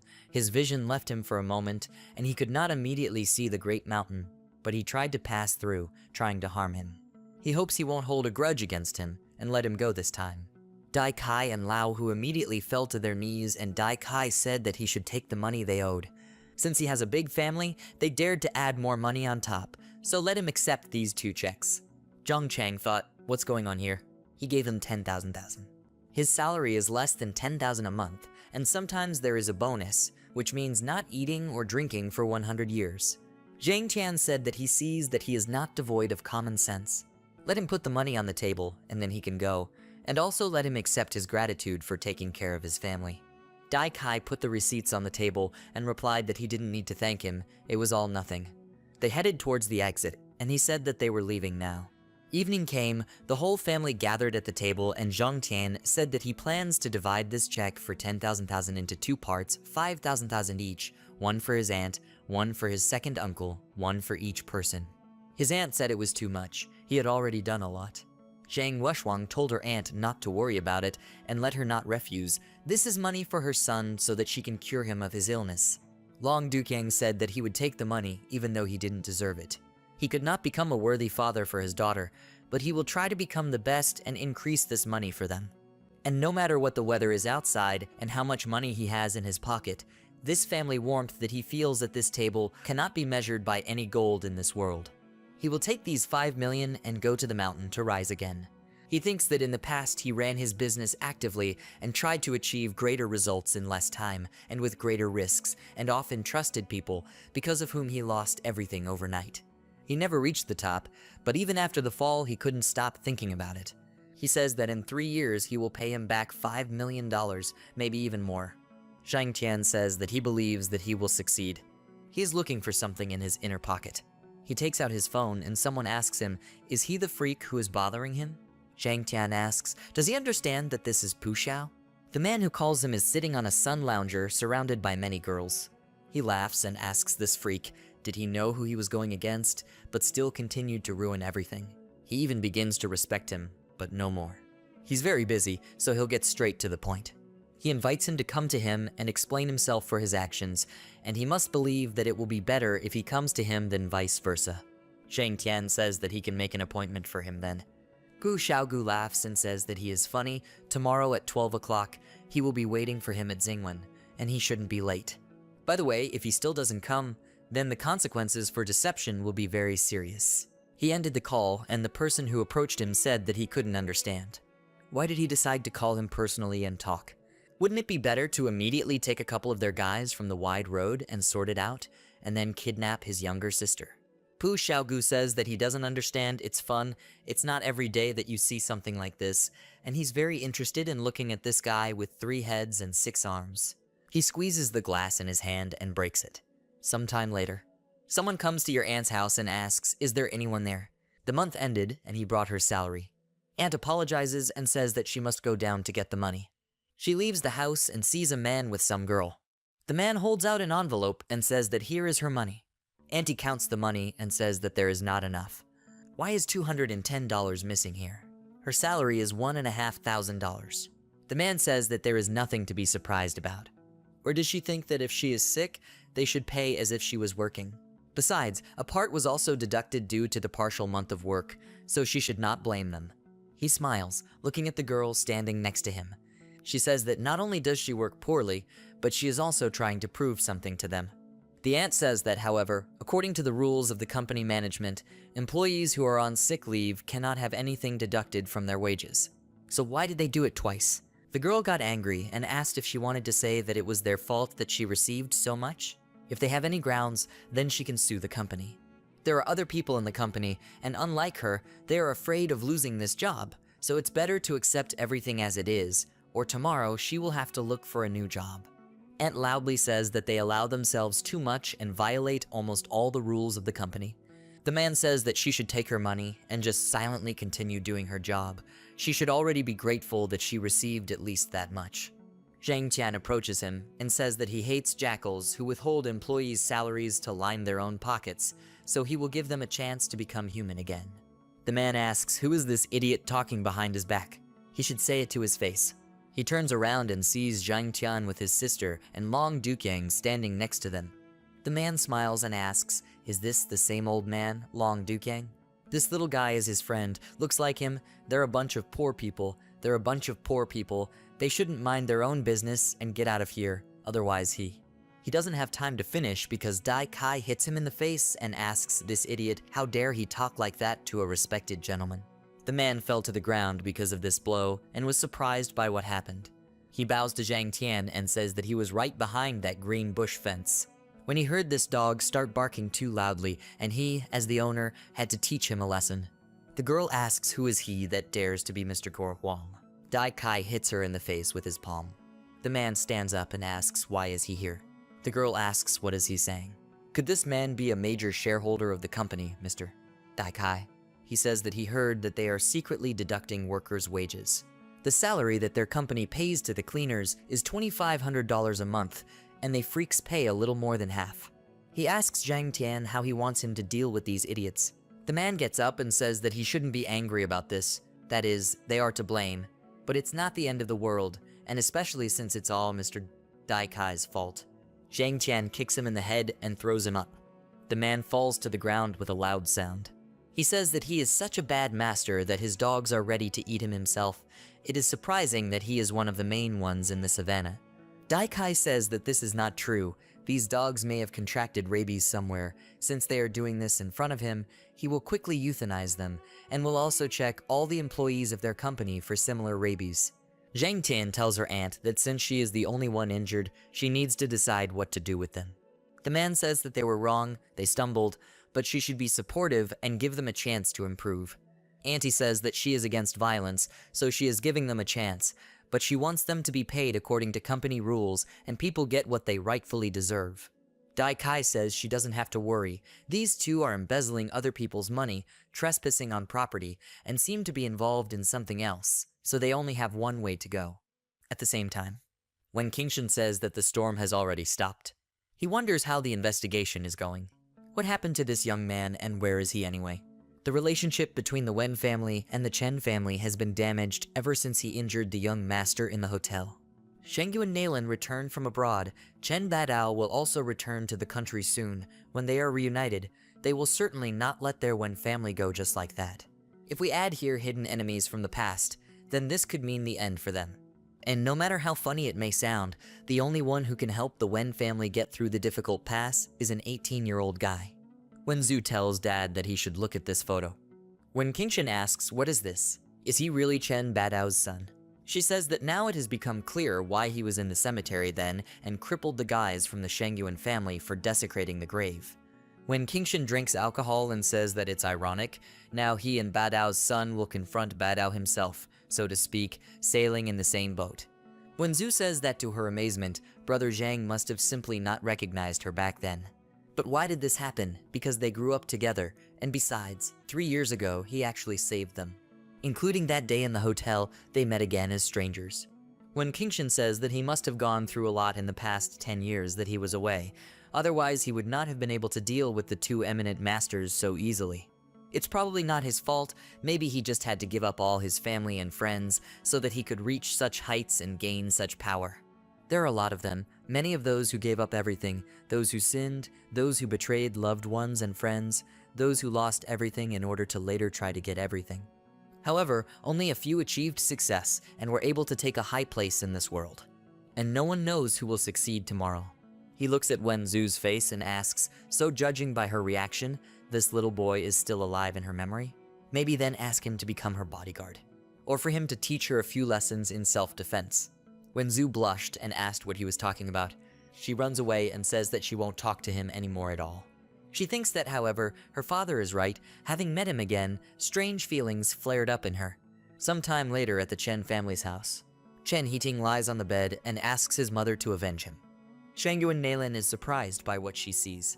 She gets very angry and tells Chen Badao that he is a rich and powerful man, but it is all his fault. She breaks the vase and says that they had to completely get rid of the roots of the rotten tree to avoid today's disaster. If they had done it right, they wouldn't have to pay such a price after so many years. And her son would not have suffered. There is also the Wen family, who chose some freak over them. This angry mother will not let them go. The elder of the Chen family, Chen Tak Wang, comes into their room. Shangyuan Nalin asks his uncle why he came here. She thinks he has some influence in his family, but he always takes the path of least resistance. Because of this same old man, she herself cannot gain even more influence in this family. Chen Tak Wang says that because of her careless actions in the past, his grandson is dying. He heard that Zhang Tian did this to him. He couldn't even do anything to him. He lost not only his legs, but also found a very terrible enemy. He has known that Roman 11 Feng is a master for many years, but he has never seen him like this. It is obvious that the opposing party is too strong, and he does not know who is behind him. His Chen family cannot afford to provoke him. He told him more than once that he had to be a man, be reserved, and be careful in his words and actions. They are smart, insightful, conquer markets, and they always said that no one would dare go against them and their family. But for some reason less and less people shake at the mention of their family. Shangyuan Nalin got angry and slapped him in the face. She tells this old man that he has done everything except landscaping. He's already tired of his mad barking. All he does all the time is that he's afraid of people. Whether he believes it or not, but for the sake of her family, if necessary, she will personally shoot him and declare war on everyone. Chen Tak Wang is surprised by what happened and asks, did she dare to hit him? She is completely out of her mind, just as crazy as her late father. Someone should throw this crazy woman out of here and not let her in. He turns around and notices that his guards are standing still. He asks, are they deaf? Can't they hear what he ordered? Shangyuan Nalin asks who he thinks he is. She calls him uncle only because he is an old man from a noble family, but it seems to her that he is just an old dog who should have been put to sleep long ago. For her, neither his name nor his position matters, and he has already lost any power here. They must grab it and not let go. He lives so long that sometimes it seems to her that he is immortal. But every year of his life, he sticks his head deeper into the ground in the hope that no one will get to him, and this infuriates her most of all. Chen Tak Wang asks what she allows herself. Shangyuan Nalin slaps him in the face and asks if her son and sister were so maimed, and he says to leave it as is. And moreover, he also blames her for the poor upbringing of his son. How can he even say that he is from the Chen family? Chen Tak Wang coughs and says that she should not forget that he is also one of the important members of the family and is also the leader's uncle. She is stupid and spoiled. She will destroy their entire family with her rash actions. Shangyuan Nalin points a gun at him. She asks, will she destroy the family? Then perhaps it will start with him. She shoots Chen Tak Wang. She says there will be no turning back now. Where is Chen Lao now? Has he already returned? The man says that he will return only next week. Shangyuan Nalin thinks that he is a small animal. She will let him live an extra week. No matter what Zhang Tian has achieved in the past 10 years of absence, if he wants to come to her to take revenge, then he should make sure that she will not discuss him with death. Sometime later, Zhang Tian tells her sister that if anyone dares to bully her at school, then she can tell her. Zhang Wushuang asks who would dare to bully her if he is protecting her. By the way, he's been gone for so long, maybe he's already got a girlfriend or even gotten married. Zhang Tian says that she would rather think about studying than about getting married. He weakly hit her on the nose with his finger. Zhang Wushuang is offended and says that the big boy should be married and the big girl should be married. What's wrong with what she said? Someone drives up to them in a jeep and stops next to them. The tank sitting in the car says that she said everything correctly, she likes it. By the way, he fulfilled his request and has already dealt with those guys from the wide road, but not without help. Old man Guan, when he found out what those guys did at the cemetery of the Western Mountain, almost went crazy with anger and personally took up the matter. Where are his manners? His name is Shang Shuang, but for her he's just Uncle Tank. His task is to guard her old brother day and night. Since this is their first meeting, he has prepared a small gift for her. He hopes that she will accept it, otherwise the elder will be angry that he is giving something unnecessary again. Zhang Tian slaps him in the face and tells this idiot that he is older than him. So why did he suddenly become an old man? Tank tells Zhang Wushwang that she doesn't have to worry. Although he says that he is older, he is only 25 years old, so it's not that scary. Also, if something happens to her, she can immediately contact him. He will help. Zhang Tian hits him again and says that he should stop talking like that and embarrassing her sister with his friendliness, and if he calls him elder again in front of her, he will rip his head off. Zhang Wushwang says that he shouldn't worry. She already knows that he is older than her brother. She actually thought that he was already over 40 years old. Sometime later, Tank rides in the car and tells Zhang Tian that he bought a house for him in a high-end area, a special house overlooking the sea of the Tide Garden. He just got home, but he doesn't even have a place to stretch his legs and relax. Zhang Tian says that as he sees it, he has started following him again. Maybe he also installed wiretapping. Tank smiles and tells the elder that this is all for his own safety. They continue to go somewhere. At school, the girl tells Eden that the class teacher asked her to come to her office.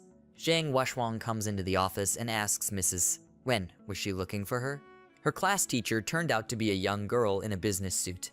She thinks she was influenced by her father after graduating from college. She came to Haedong No. 1 Secondary School as a language and literature teacher. On the very first day she came to school, she found out that Zhang Tian's younger sister was studying here and became her class teacher. Zhang Wushwang thinks that teacher Wen is looking at her very closely. Did she really do something wrong? The teacher asks, where is her brother? Zhang Wushwang walked away from her and asked how she knew that her brother had returned. Teacher Wen says that she heard about it by chance. So why shouldn't she introduce them? Zhang Wushwang laughs and tells the teacher that she didn't know that she was interested in her students' older brothers. Or maybe just her older brother. She thinks that teacher Wen has cared about her very much over the past few years, and she could always talk to her when she was having a hard time. To her, she's like the big sister she never had. If she could become her bride, that would be very good. Teacher Wen asks, is this how she likes to embarrass her teacher and make her blush? She doesn't need anything from her, she can handle it herself. Zhang Wushwang says that's not what she meant, she shouldn't be angry. But since she decided to do everything herself, then she won't need to introduce them anymore, right? The teacher asks if she can stop this already. Physical education teacher Song Zheng comes to them and tells the teacher that he has finally found her. Zhang Wushwang tells teacher Wen that she should probably go back to class. Song Zheng says she should wait. He had just overheard from outside, while walking here, that her brother was going to pursue Master Wen. What does this even mean? Teacher Wen says he got it all wrong. Long Yiding should hurry up and go back to class for her lesson. Zhang Wushwang agrees with the teacher and leaves the office. Song Zheng tells teacher Wen that she should look at it. There is a big Hollywood movie premiering this weekend in the evening. They can go there. It wasn't easy for him to get these 2 tickets, so she has to say. What time should he pick her up? Teacher Wen says that he can't even hope for it. She doesn't have time for that. Song Zheng says that she rejected him many times. He has sincere feelings for her. Is it all because of this Long Yiding's brother? Is it because of him that she so resolutely refuses him every time? Wen Zhu says that this is her personal matter and it has nothing to do with him at all, so he should leave the office and do his work. Song Zheng came out very angry and left the office. He notices Zhang Wushwang and thinks that she decided to become a matchmaker for her brother and set Wen Zhu up with his woman, but nothing, he will still show this freak who is in charge here. He wasted a lot of money on tickets. The student tells Long Yiding that she heard people whispering that Zhao Zai was going to find her after school and cause trouble. She is the queen of the school bullies. Her cousin is one of the kids who call themselves the High Road. She should be careful. Zhang Wushwang says that if this is true, then there is nothing to worry about. The student says that she shouldn't be so calm. This Zhao Zai always mocks her and people like her, because compared to them, she always doesn't look very good, and it infuriates her. And as the first star of the school, she always received more attacks from her side. She is surprised at her optimism after all this. Zhang Wushwang says that this Zhao Zai was her headache. She put up with it for a long time, but now she doesn't need to do that, and she will deal with it. She thinks that with her brother's protection, even heaven doesn't seem so scary. The student is surprised and asks, did she say she would figure it out? What does she say? After some time in the physical education room, the guy carries a plate of fruit and brings it to Dai Kai and Lao Hu. They say that, and here they are again, after so much time. He swore that he would never return here again. He dislikes this place so much, but life decided differently. The two of them are here to pose in front of Mr. Tintus the Zheng, to prove that they are not his enemies and can do something for him. Even if this is so, he is infuriated by the fact that they suddenly became hostages and lost their freedom, like immortal monkeys imprisoned for thousands of years. Song Jiang comes to see them. He says his name and says that he is a physical education teacher at this school. He heard that 2 respected gentlemen came here for some important reason. He was incredibly pleased to see them in Huidong. In honor of their meeting, he wants to invite them to a bar to show his respect. If this is possible, he will try to provide support in their difficult and very important matter. What do they think about it?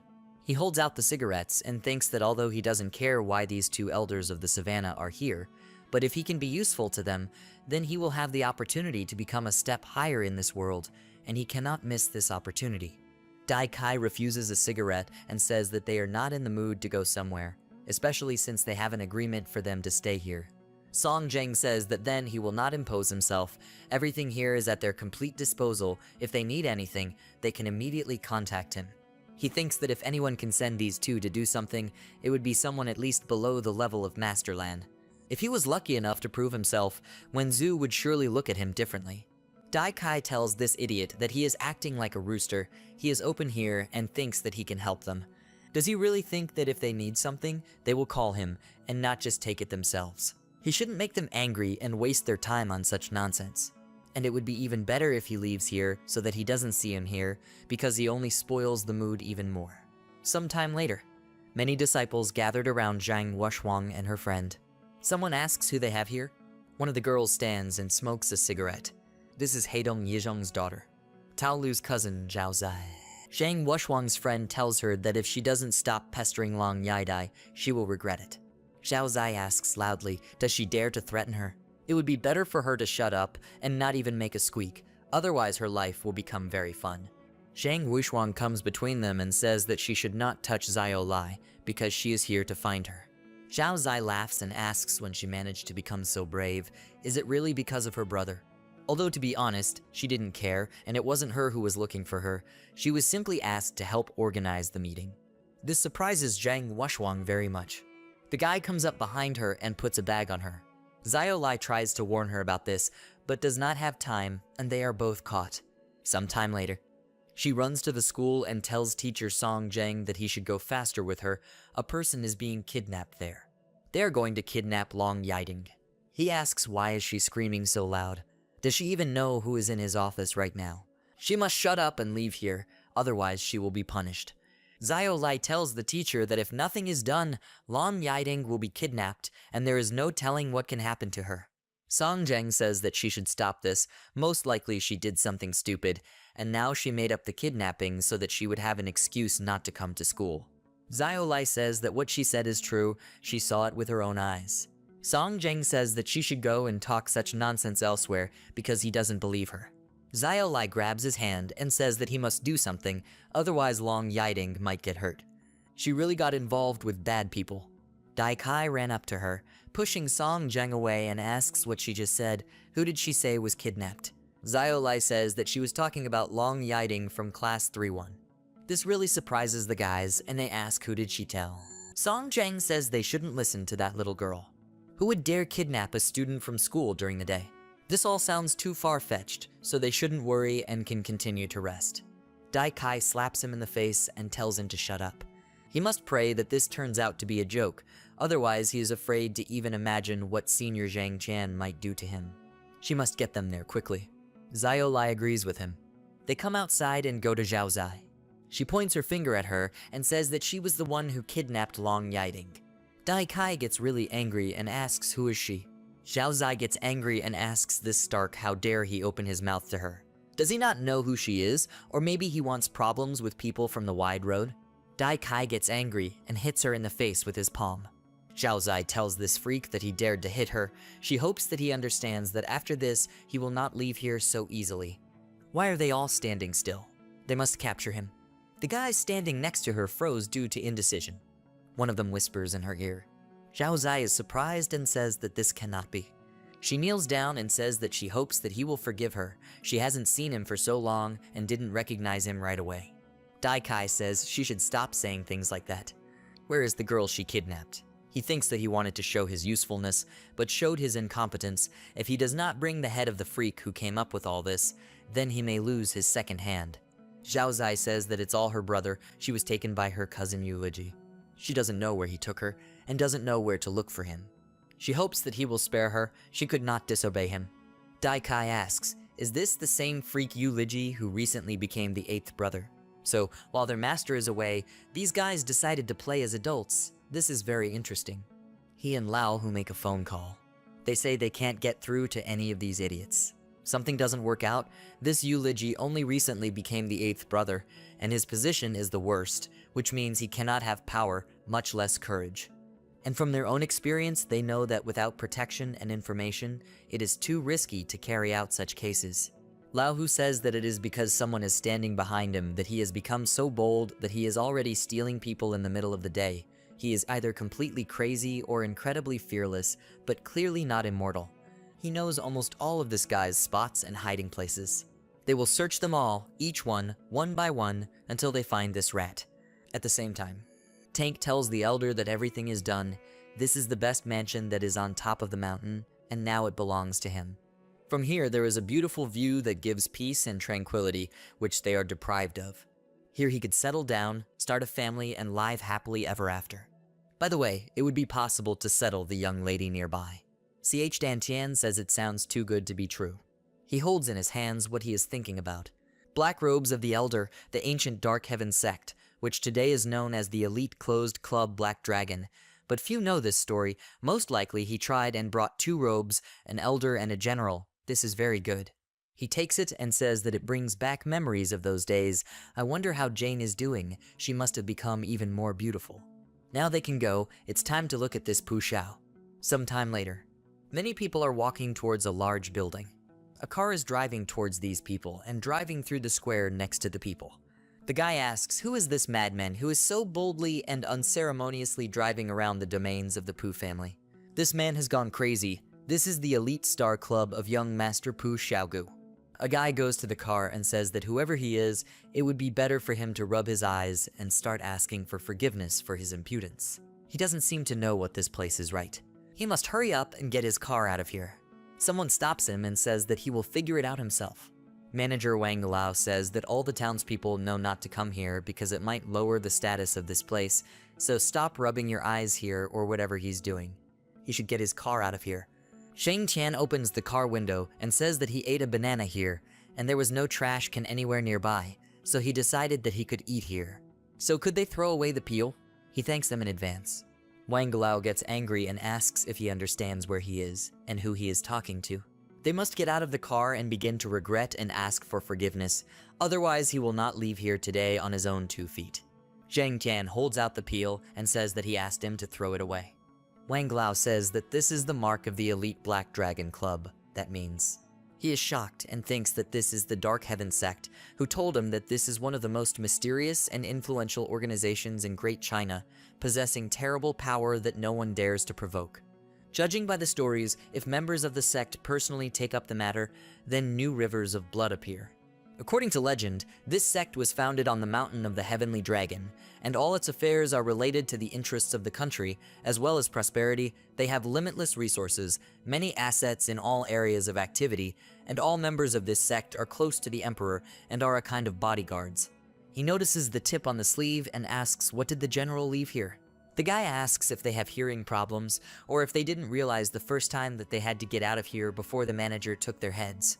Wang Lao punches him in the face and tells the deputy that he must shut his mouth. Is he so blind and stupid that he cannot see who is standing in front of him? He should get on his knees and start apologizing soon. He kneels down and asks them to forgive this little man. His eyes didn't know what Taishan looked like until this moment. He knows that he must die for such an insult, and he won't run away. But he believes that he knows how to forgive those who repent. Zhang Tian says that he sees that he is not bad, he just has to fulfill his request, and then he will see. He gets out of the car and asks, by the way, it's not a problem that they park the car right at the entrance, is it? Wang Lao says of course there is no problem, they can leave the car wherever it is convenient for them. Zhang Tian says that's good, now they should take him to Pu Xiao. After a couple of minutes, the guy tells Master Xiao that this guy is here. What to do next? Pu Xiaogu says that he doesn't have to worry. First, they will offer them some tea. The guys sitting nearby say that Mr. Pu Xiao's tea way is indeed becoming more and more refined. The profit from this area also proves it. It's even surprising that some nameless guys dare to challenge him. They don't seem to be afraid of death. The master's arms are so long and wide that they are enough to cover the entire young generation of Heidong. He is a worthy heir to his family, and his father Pu Xiaomu can deal with these guys and feed them to the dogs. By the way, they haven't eaten for a long time. Pu Xiaogu says there is no need to rush. He wants to enjoy this moment to the fullest. Moreover, they are his guests, and all the guests of the Pu family are extraordinary and interesting people. By the way, a lot of time has passed since the last reception of guests. In his memory, it was a couple of years ago, and his uncle Xiaodu was receiving the guests then. So there are only two of them. Which one is Long Yiding's brother? Zhang Tian says it is him. Pu Xiaogu laughs and says that he's so young, but he's already doing this. He knows what power is and the power that this power gives. He feels bad for wasting his skills. By the way, this guy is also smart and quite skilled, but he sees that he is better than him. However, due to his carelessness, their acquaintance was overshadowed by unnecessary skirmishes, but he is generous and does not waste valuable personnel, so a simple apology will be enough for him to save his life and invite him to work for himself. What does he think about this? Zhang Tian asks if he could be quiet. He decides what tea to brew for himself. Tank asks, is this all the tea they have? They must hurry up and bring all the tea they have here. The eldest loves tea and honors the secret tea traditions, and as far as he remembers, his family loves 10-year-old green tea. This greatly surprises all those present in this room. Pu Xiaogu smiles and says that they are really cool, but it seems like they see everything in pink. Then they will have to ask Master Ma to add some color to their lives. The man took the bottle and ran up to them and said that since he was a true connoisseur of tea, he should allow them to offer a strong drink made from tea leaves, which the gentleman had prepared especially for them. The tank knocks him back with one hit and asks if he only took one hit. He's not that strong. Pu Xiaogu says that they are still difficult children. He will have to punish them. First they have to grab them. Many people gather around them. He says he gives them 30 seconds to do all this. Tank tells the elder that he doesn't have to worry, he will handle it faster. He grabs one of the guys by the throat and lifts him up. He swings this guy around and knocks people around him. Zhang Tian calmly walks away and picks up his teacup. He drinks this tea and says that this tea looks like a dragon, and the leaves are also of a similar shape, and most likely this also takes its history from the Qing dynasty. But this is not tea from the 18 Kainlong bushes, and even more so this tea is far from the assigned title. Guncha tea is an offering to the emperor. To be precise, this is a fake dragon. Well, this is a fake Long Jing, and judging by the aroma, it is not from Zhejiang. Pu Xiaogu asks loudly, what is he saying? This is Zhejiang Long Jing tea, which is supplied to him from the first level protected area near Roman 11 Hu. His friend has been in the tea leaf business for over 10 years. He has earned $1 million. How can he lie to him so blatantly? He doesn't understand tea history at all and is far from the tea path. Zhang Tian says that Zhejiang Long Jing tea is of impeccable shape. Its leaves are bright, green turquoise, golden, and the thick aroma intersects with a fresh, rich taste. His tea leaves are not dry enough, the aroma is grassy, and the color is lighter than it should be. Because this counterfeit appears on the market a month earlier than Zhejiang Long Jing tea, and unscrupulous tea traders often take advantage of this to sell at a premium and at a high price. He doesn't even know the real taste of Long Jing, but he's trying to pretend that it's not so. I wonder how much these Long Jing suppliers charged him, because the price at which he sells first-class tea, worthy of an emperor, is much higher than the real cost. Pu Xiaogu laughs and asks how dare these guys play with him. They want to disgrace his pride and family. Zhang Tian says that he will continue. Since this tea is not from Zhejiang province, the taste should be less rich. Overall, it is rather a second-class tea, which is well passed off as the first grade. Color, aroma, taste, appearance, each of these 4 features is at an insufficient level.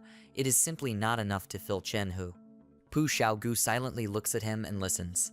Zhang Tian says that his tea journey is, how can I put it, disappointing. He gets angry because of what was said and asks if he's tired of being bullied yet. Although he can say what he wants, he will still die today, and no one will know the truth. The tank throws the guy off, who crashes into the wall next to him. He dusts off his hands and walks towards them. He tells the elder that these people are too weak. He only used 1/3 of his strength. Even for warming up, this is not enough. Pu Xiaogu is surprised and asks how is this possible. Zhang Tian says that he should not be distracted. He promised him first-class tea. but everything he drinks here is a second-class product. He sincerely hoped that after he drank good tea, he would feel better and his anger would subside, but he let him down. He hits him in the face with his palm. Pu Xiaogu pushes his hand away and says that he shouldn't be too happy. He probably already forgot that he is in his territory. Today, he will know pain. He claps his hands and many armed people enter the hall. A guy runs past these armed men and says they should wait. He tells his master that he must stop. Pu Xiaogu asks Ben Xiao what happened so important that he decided to interrupt his conversation with the guests. He tells his master that he cannot afford to offend or insult these two people at all because they are from. Pu Xiaogu did not listen to him and slapped him in the face. He asks, is he laughing at him? He is one of the 3 great families of Heidong, and he knows everyone whom he cannot afford to offend personally, and these two are just ants who crawled out of the anthill to see the big world. The other guy tries to tell him that they are theirs. He doesn't listen to him and says that he doesn't care who they are or where they come from. Even if they are the children of the King of Heaven, he does not care. He hits this guy and says that they are 2 idiots. They doubt him so much that they rush in here and shout that he can't hurt them, thereby showing how low of a position he is. That is, a person without authority and prestige, so what? Why are they still there? Should they kill these 2, or are they waiting for an invitation to tea? Zhang Tian says that he is a very difficult guy. He must deal with them too. Tank flexes his fists and says that he agrees. He comes over and grabs the 2 guys by the throat. He throws them with great force at the other guys. Pu Xiaogu sits relaxed on his sofa and says that he shouldn't pretend to be in control. He should think about the fact that he will die very soon. Zhang Tian says that he should listen to him. He thought, even though his tea is second-rate, it still has its advantages. So he recommends that he drink it, because later he won't have this opportunity, so he shouldn't miss the moment. After 2 minutes, Tank opens the door and returns to them. Pu Xiaogu is happy when he notices that the door has been opened, but he notices that the corpses of his men are lying in the corridor. He asks, how is this possible? More than 100 people were defeated in a matter of minutes. Is it even possible? Zhang Tian asks what other tricks does he have. He might as well try to use it, otherwise he really won't stand a chance. Tank kicks Pu Xiaogu's leg with great force. He says they are a bunch of straw bags. Why is the elder still wasting time on him? He must destroy this little boy. Pu Xiaogu says that they shouldn't be in such a hurry. He won't have time to pick up his sister from school anyway. He can trust him. Zhang Tian asks, what did he just say? He thinks that Dai Kai and Lao Hu, 2 useless people, they cannot even fulfill what they promised by putting their lives on the line. Pu Xiaogu asks if he doesn't believe him. If he wants, he can call to make sure of this. He calls Yu Liji and says that he should let his little sister say a few words to her brother. Dai Kai greets him and says that he has bad news for him. Yu Liji got into trouble. He was on his way to him. But halfway there he got out of the car and died, so he won't hear from him again. Pu Xiaogu asks how dare he interfere and confuse his affairs. Did he want to die? He must wait a little. He will finish here and come for him. Zhang Tian snatched the phone from his hand. He tells Dai Kai that it is him. He should give the phone to his sister. Zhang Wushuang tells his brother that she is fine, they saved her, and he doesn't have to worry.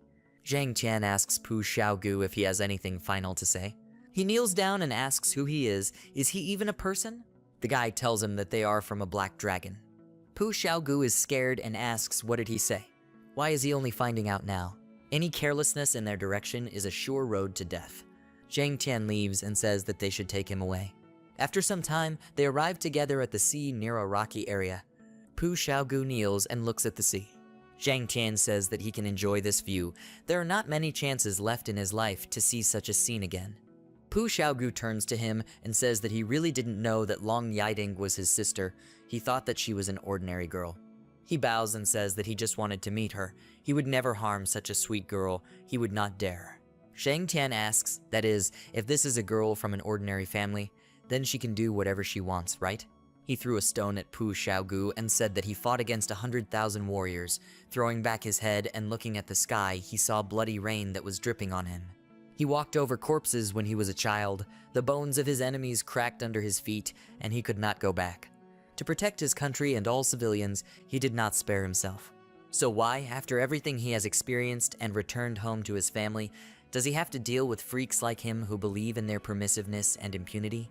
Such behavior makes his sacrifice for the country meaningless. He throws several stones that hit Pu Xiaogu. This makes him fall to the floor and asks him to spare his life. He is the only son of the Pooh family. He can't just kill him. His family will pay any price for his life. He must believe him. Zhang Tian asks, did he say any price? Then they can test how valuable his life is.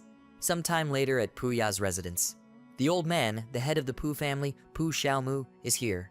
A man comes up to him and says that he is waiting to congratulate the master of the Pooh family for long life and prosperity.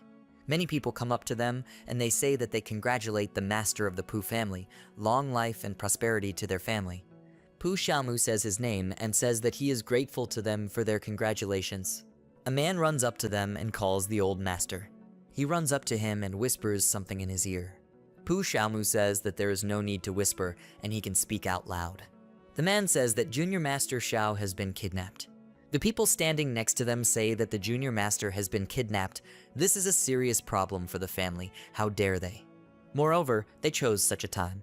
The Senior Master is celebrating his 60th birthday today. It may seem that they want to humiliate Master Pooh Xiaomu this way. But on the other hand, who would go against the Pooh family in Heidong?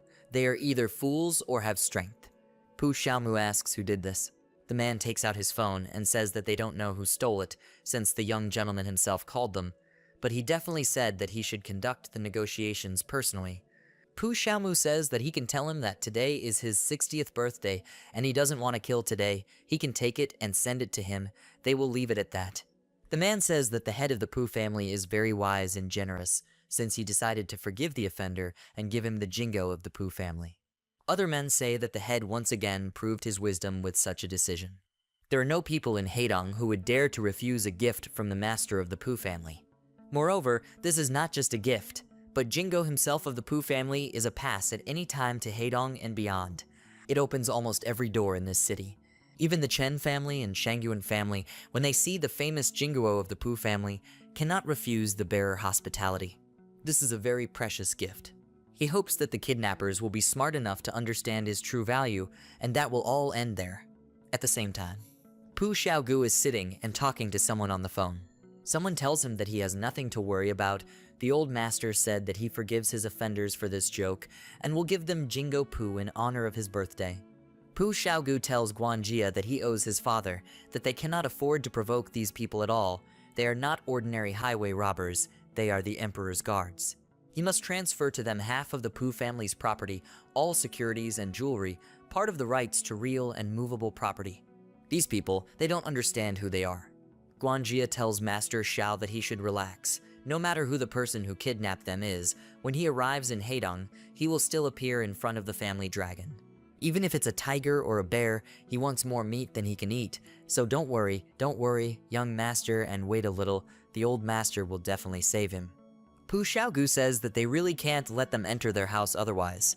Zhang Qian snatches the phone from him and says that he is waiting for his owner to come. Guanjia tells the kidnapper that their master is very merciful and is giving them a chance.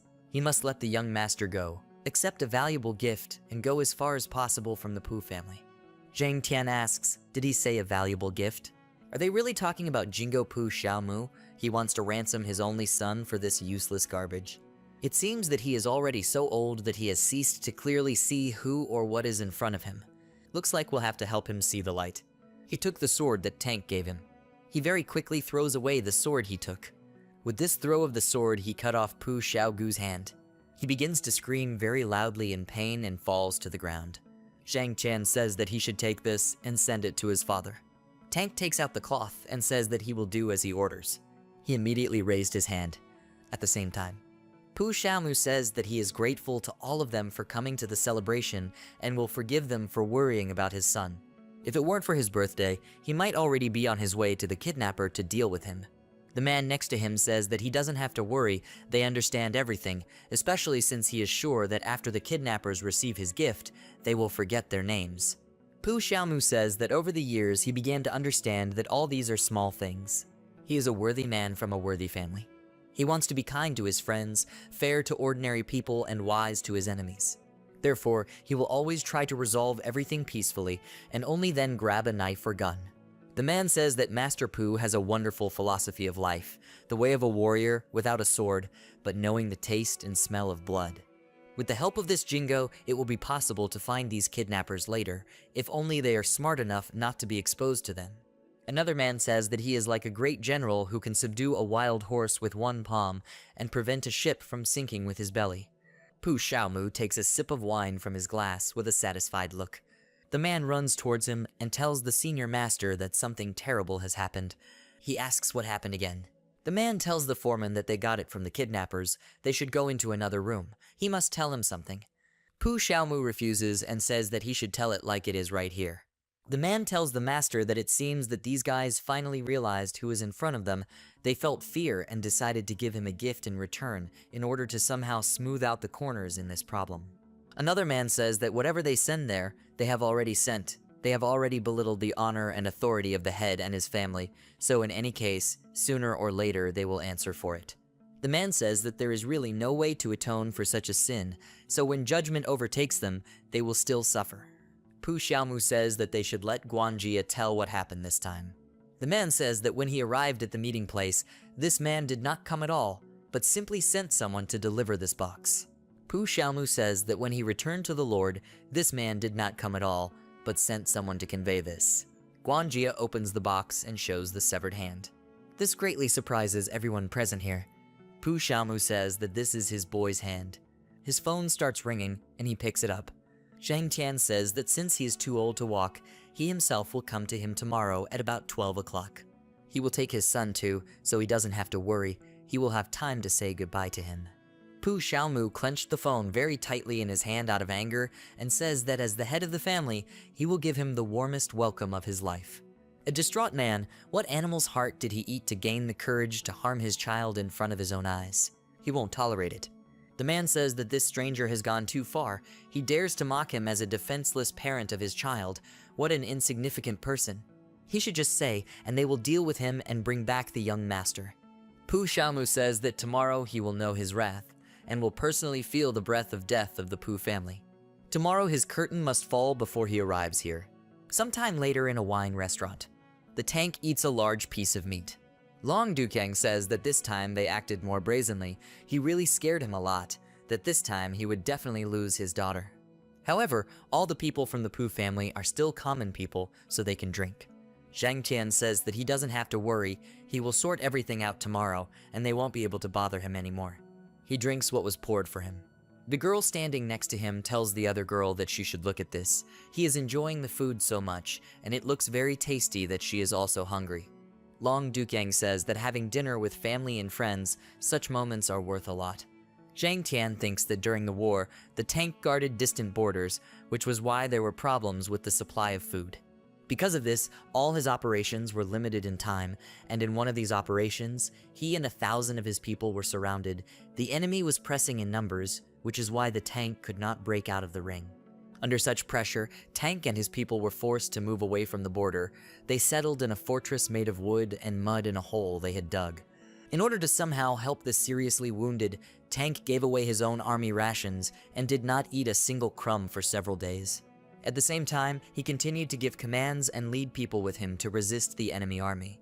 When he and his men broke through the siege and reached the earthen fortress, no more than 20 people remained in his detachment, all the rest died. Remained on the sandy field, the people of their country handed over, leaving only bones and memories behind. The tank was thin and exhausted. He did not even have the strength to move on his own, so his comrades helped him. Then Tank told the eldest that he could not forgive himself for this. Out of 1,000 brothers, there were only a few left. They were dying before his eyes, in his arms. He was very guilty of this.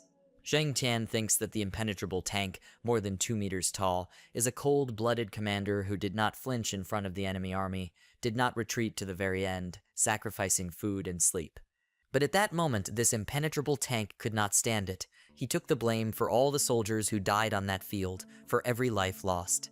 War destroys destinies and takes lives. War erases people's smiles. Tank tells the elder that he should forgive him, but he can't stop. So he apologizes for putting him in this awkward position. Zhang Tian slaps him in the face and asks how he does this. He's already eaten 20 servings. Is he really overindulged? Or does he think that since he's not in the army, he can relax and take the path of gluttony and laziness as a civilian? Tank tells the elder that he had never even thought of such a thing. Zhang Tian asks if this is not the case, then how could he eat 20 portions and claim that he can eat a few more? Perhaps they need to be tougher with him. They will resume training next week. Tank says he will do as the Emperor orders. Long Dukyang is surprised and asks, did he call him Emperor?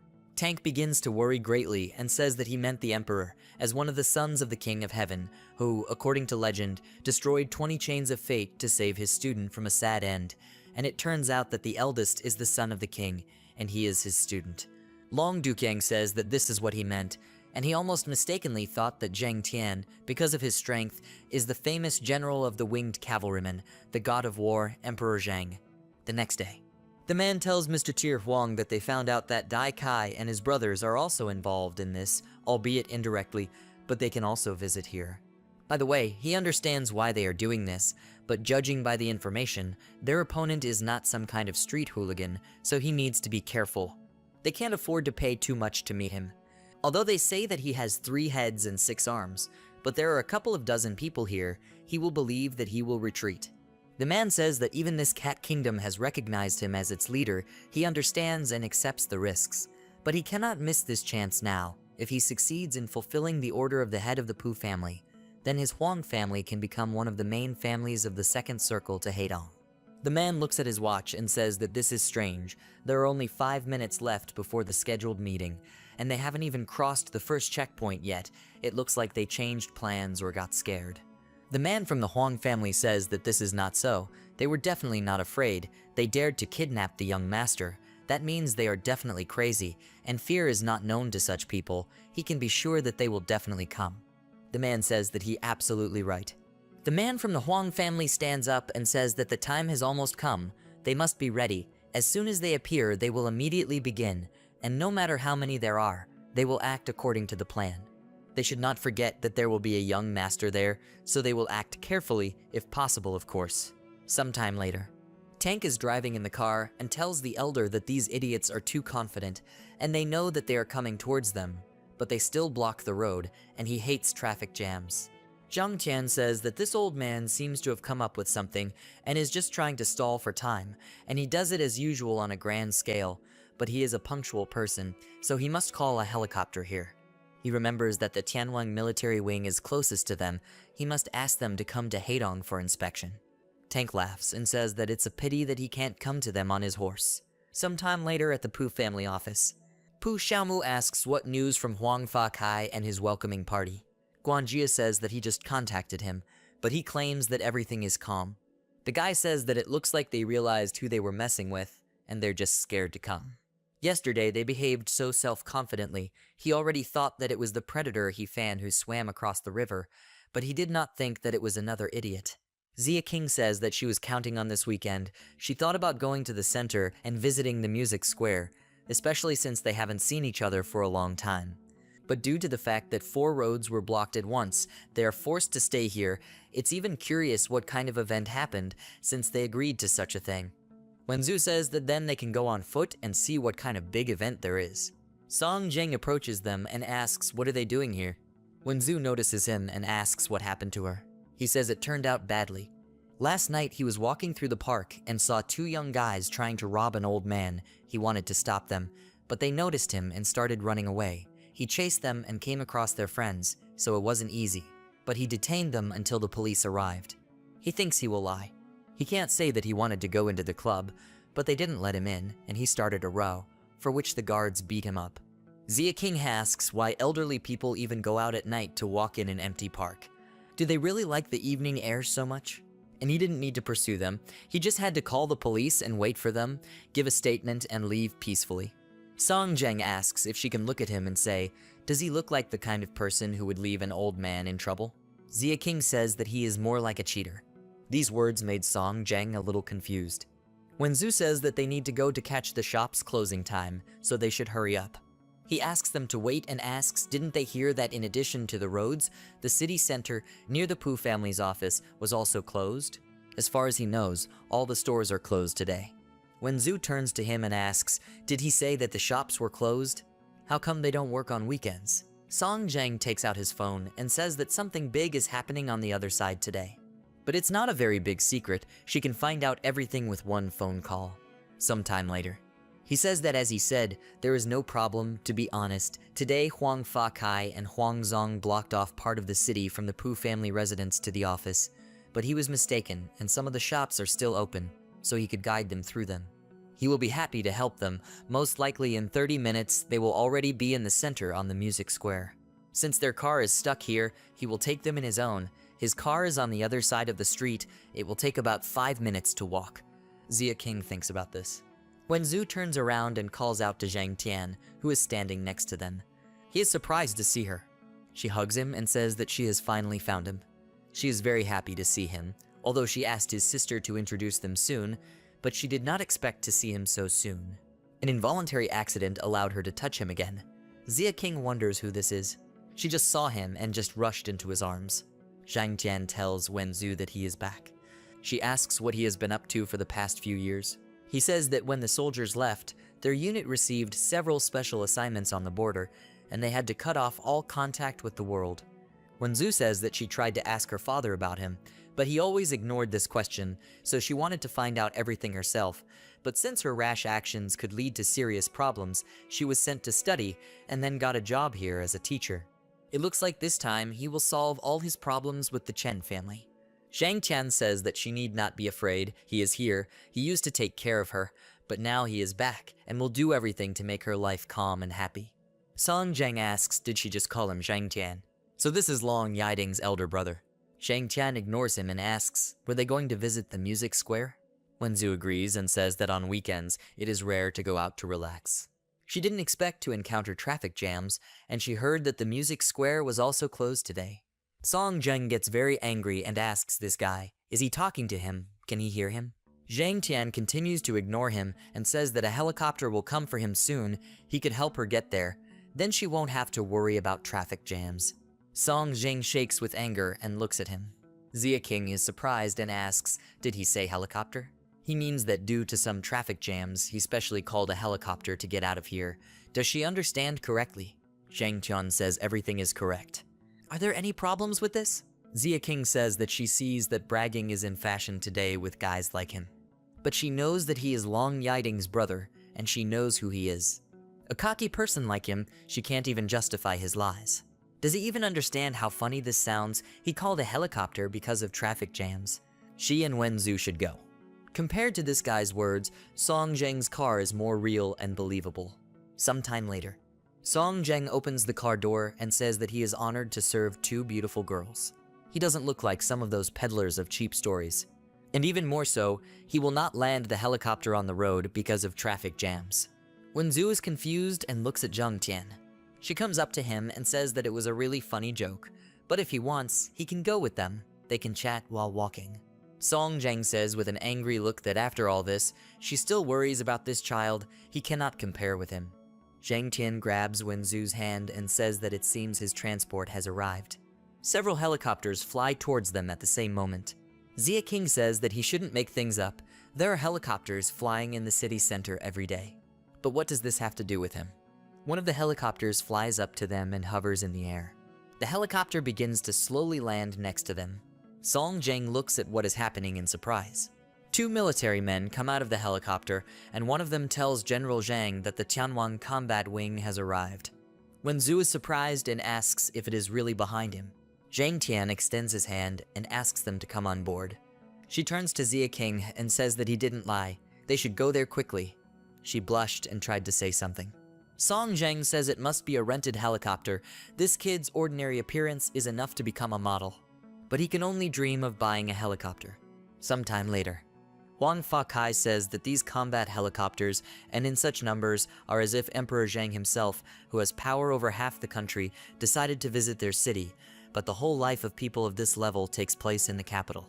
So why did he come to such a small place? The man asks, maybe someone decided to make an expensive joke. After all, showing yourself in the best light is more valuable than gold. Huang Fa Kai says there is some truth to this.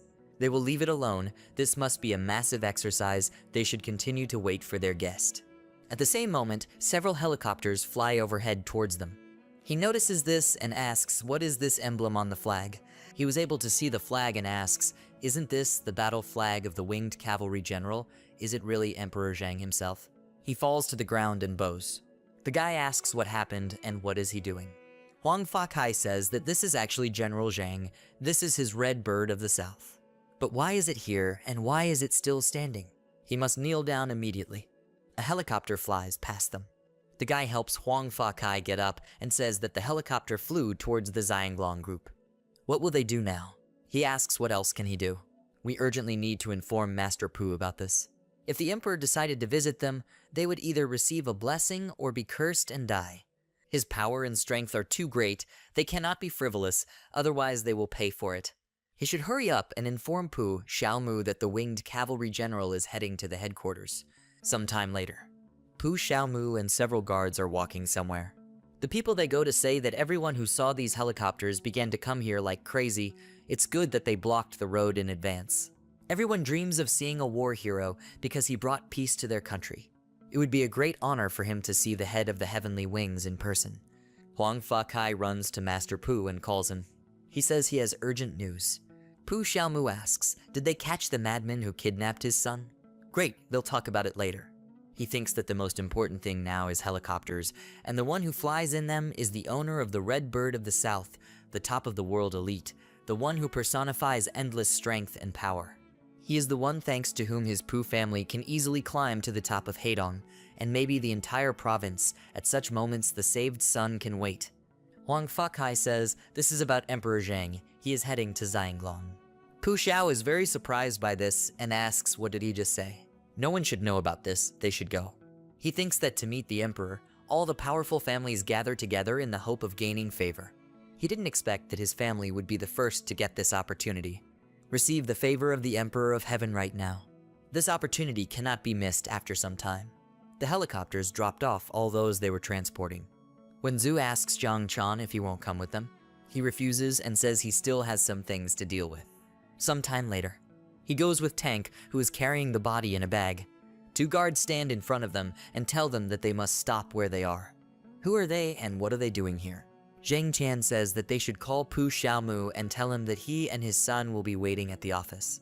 The guard asks if he is too bold for such requests. He must either show permission or leave here. Although where does such an idiot get the master's permission? The Tank throws Pu Xiaogu at several guards. He tells the elder that it was too easy. Zhang Tian smiles and says they should go. They both walk towards the office, carrying Pu Haogu with them. After some time in the commercial heart of the Pu family, the Xianglong group, several people are standing near the helipad. Pu Haomu asks what's going on. Where is Emperor Zhang? Huang Fakai says he should have been here. His brother definitely saw that the helicopter landed on the music square. He couldn't just disappear. Two guys come running to them and tell Master Pu that some unknown people have broken into the office and demand a meeting with him. Pu Haomu says he doesn't care about them. He saw Emperor Zhang. Can he tell where he is? The guy says that he is afraid that these freaks might ruin everything. Huang Fakai says not that. The security is not notified that they have a VIP guest, which means that according to the regulations they must react to them as intruders. They can make unnecessary noise. He throws something at the guard and asks why is he still here. He must hurry up and warn everyone via communications so that they do everything quietly. Master Pu must remain outside to meet the king as befits the master of the house, and he will rise up and try to settle everything. Pu Haomu says that he will remember his kindness and determination to help his family.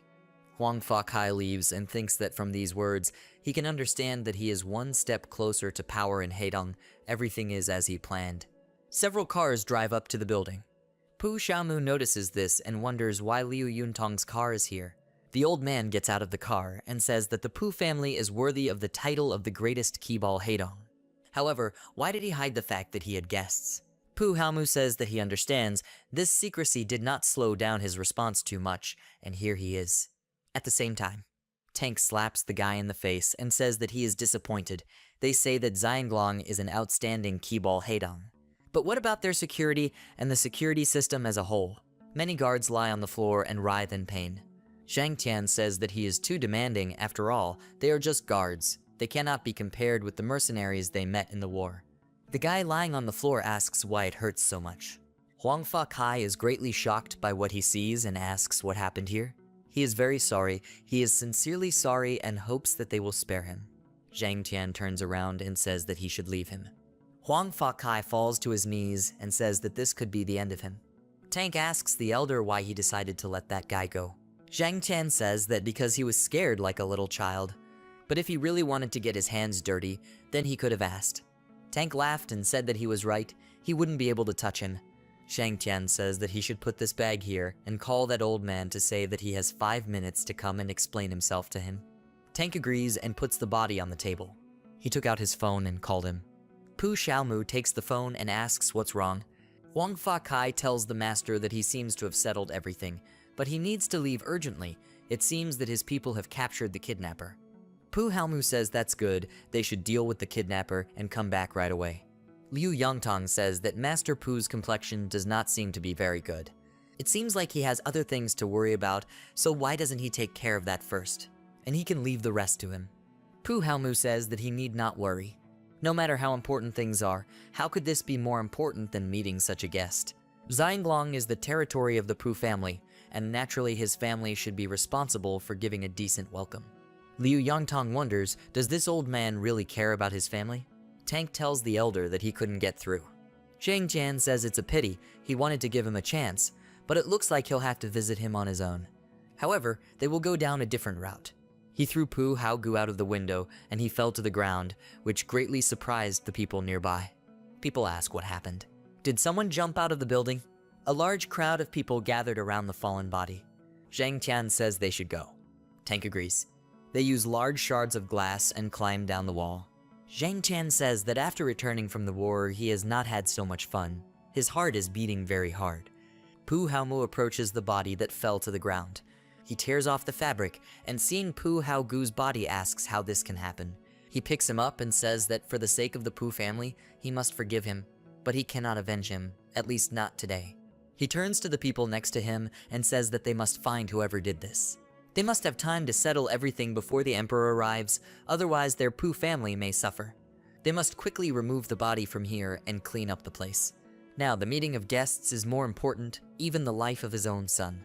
Several people have wrapped the body in cloth and are about to carry it away. Tank throws a kick and knocks one of the guys away. He grabs one of the guards, who asks who he even is. He slams this guy to the floor. Zhang Tian puts his foot on his body and asks, is he Pu Xiaomu? It's incredibly difficult to meet him. He's even tired of running after him. People standing around them ask, who is this man? It didn't seem to him that they came down from the top of the building. Zhang Tian says that he understands this. He wants to avenge his son, tooth for tooth, corpse for corpse, but he dares to assure him that even for him, it will be impossible to do this because he will only get hurt. Pu Xiaomu is very angry and tells this freak that he will definitely kill him, but today he is not the most important event in his life, and he hopes that he is smart enough to be quiet. He just hopes that his guest's visit to Heidong will go smoothly and without problems, so he will get straight to the point. How much does he want? Zhang Tian thinks about it. Did he say no problem? It's too funny when he says it to his face. He laughs and says it's quite interesting. For the sake of his own future, he will even forget about the death of his own son. In that case, he wants 100 million. Pu Haomu is very surprised and asks how much did he say. The guy goes to him and asks, is he crazy, asking for 100 million? He should let him tell them that he is the most powerful judge in Heidong. He should hurry up and apologize to the master and pay him compensation. Then he will be lenient towards them when sentencing. Zhang Tian says that it looks like their people don't want no problem. In this case, Pu Xiaomu says that he should wait, he shouldn't get excited. He hits the guy and asks who allowed him to open his mouth. He must leave here immediately. This is the Xianglong Platinum card. There are 100 million there. Zhang Tian took the card and said that it was dirty money from a clean person. With this, they will leave. By the way, when this money runs out, he will find him again. Pu Xiaomu says that when he finishes greeting the Heavenly King, he himself will find him to settle the score and tear him to pieces. Tank says that in order to gain even more power and influence, he even ignored the murder of his own son.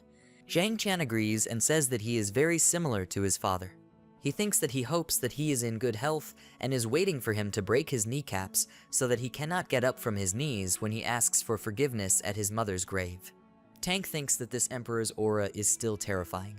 When Zhu walks towards them and waves his hand at them, Zia King walks next to her and says that her friend also came to see Emperor Zhang. Zhang Tian asks, shouldn't they be in the music square? When Zhu says that Zia King heard that the god of war himself would come to the Xianglong group, so she came here in hopes of at least seeing him with one eye. A whole line of people lined up in one of the buildings. Xia King says that this is a great time for the god of war to come to Heidong for a visit, but unfortunately, the Xianglong group only allows families with a wealth of at least 100 million. By the way, how did he end up here? They didn't see him while they were walking, which means he was coming from the direction of the Xianglong group. Zhang Tian says she is right, he was in Xianglong to settle some issues. Xia King says that she admires how calmly he lies about such things, he seems to have talent. Song Zheng says that he earned money to rent a helicopter, all in order to make himself look better. It would be better for him to spend this money usefully than to waste money like this. He thinks that if he makes this idiot look bad, then Wenzu. He doesn't have time to think it through because Zhang Tian says that he said it as it is, and whether he is believed or not is indifferent to him. He will leave first, but if they suddenly want to get to Xianglong, they can use this card. Song Zheng asks who is he trying to fool with this piece of plastic. She may not even think about accepting it because she will simply embarrass herself when the time comes. She can see how it's done, one call, and they'll be inside. He personally knows Huang Fa Kai. Tank says that he is clearly lying too much. If he says one more word in this direction, he will die immediately. Shang Chan stops him and says that he shouldn't. This worm is not worthy of their efforts. They should leave. Song Zheng calls Huang Fa Kai and tells his boss that he would like to ask him something. They tell him that if he dares to call him again, he will send someone to cripple him. He puts the phone away and asks if this is really something that ordinary people can do. He can't even fully understand who is in front of him then. He stands and sees a very thick window that has been broken. Song Zheng is very depressed and asks, what do you mean Huang's boss Fa Kai is furious? Wenzu says that it looks like the teacher is trying to be cool at the expense of other people, unlike Zhang Tian. He should not forget that the closer they are to the fire, the greater the chance of getting burned. She hands Xia King the card and says that she should take this because she wanted to go. She leaves and says that they will meet again someday. She approaches Zhang Tian and says that she knows a good restaurant nearby called Zikyangj. Xia King looks at the card and says that she still doesn't understand why Wenzu is so fascinated by this man, but she really wants to find out. Moreover, it seems to her that this broken card will not be useful to her. She runs after them and says that they should wait. She will go with them.